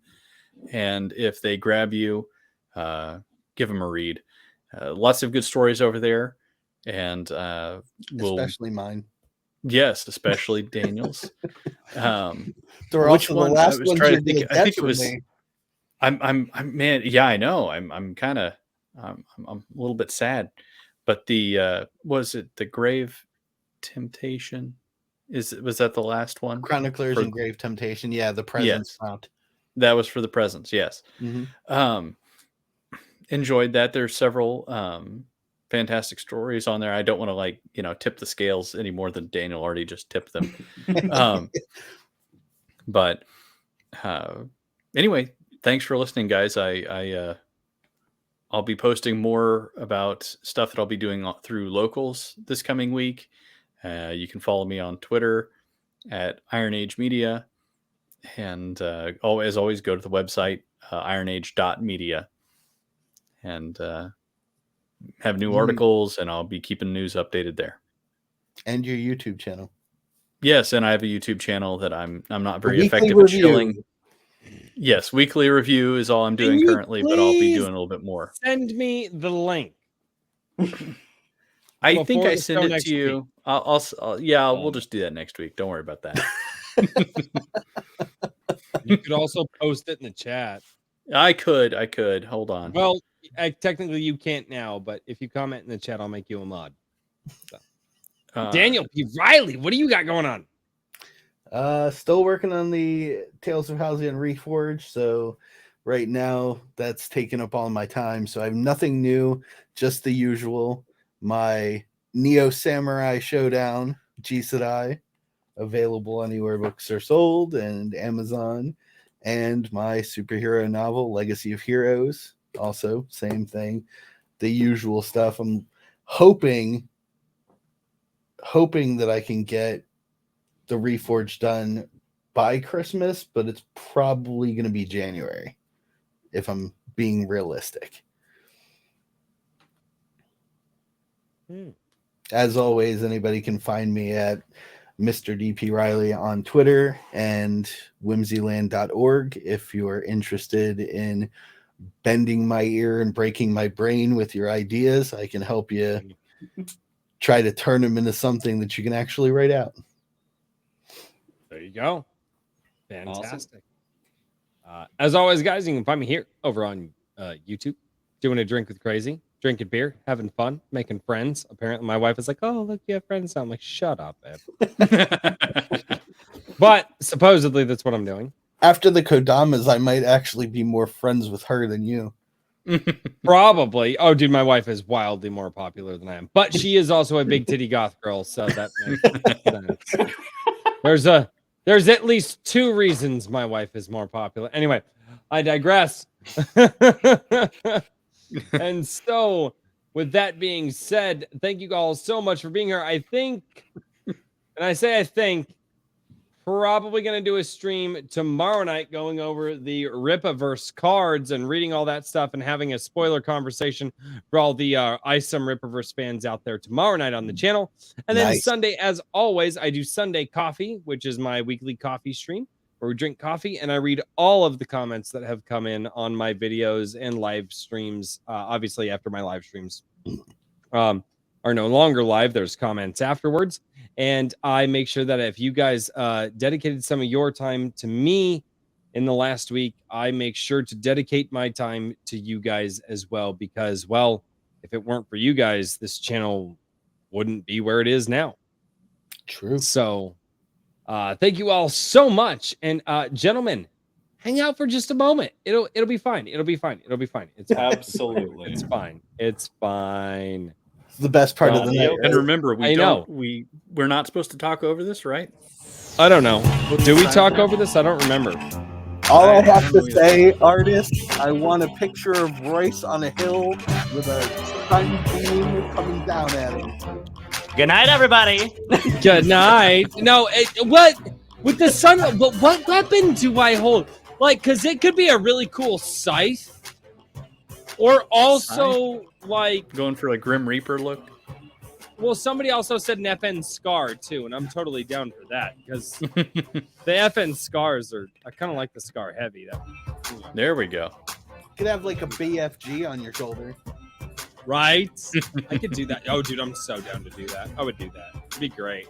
Make it happen, people. Right? Oh, it'd be great. Good night, chat.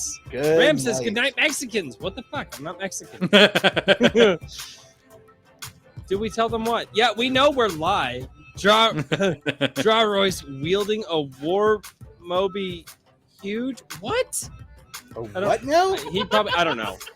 That's No, either no. drunk writing or speech to text or something. Oh, it's my chat. So No, I will tell you after the stream. Oh, I see. oh God. It's one of those. The Toxic Crusader says, "Good night, drunk bastards." I'm not drunk. Not yet. Good night. About to see what the cigar. Oh does no, to I me. forgot to ask Jake what he was drinking. Oh shit! I forgot man. to ask what any of you were drinking. I was drinking coffee. I drank coffee before the show. I drank coffee, past tense. Drink. There we go. Ladies and gentlemen, good night.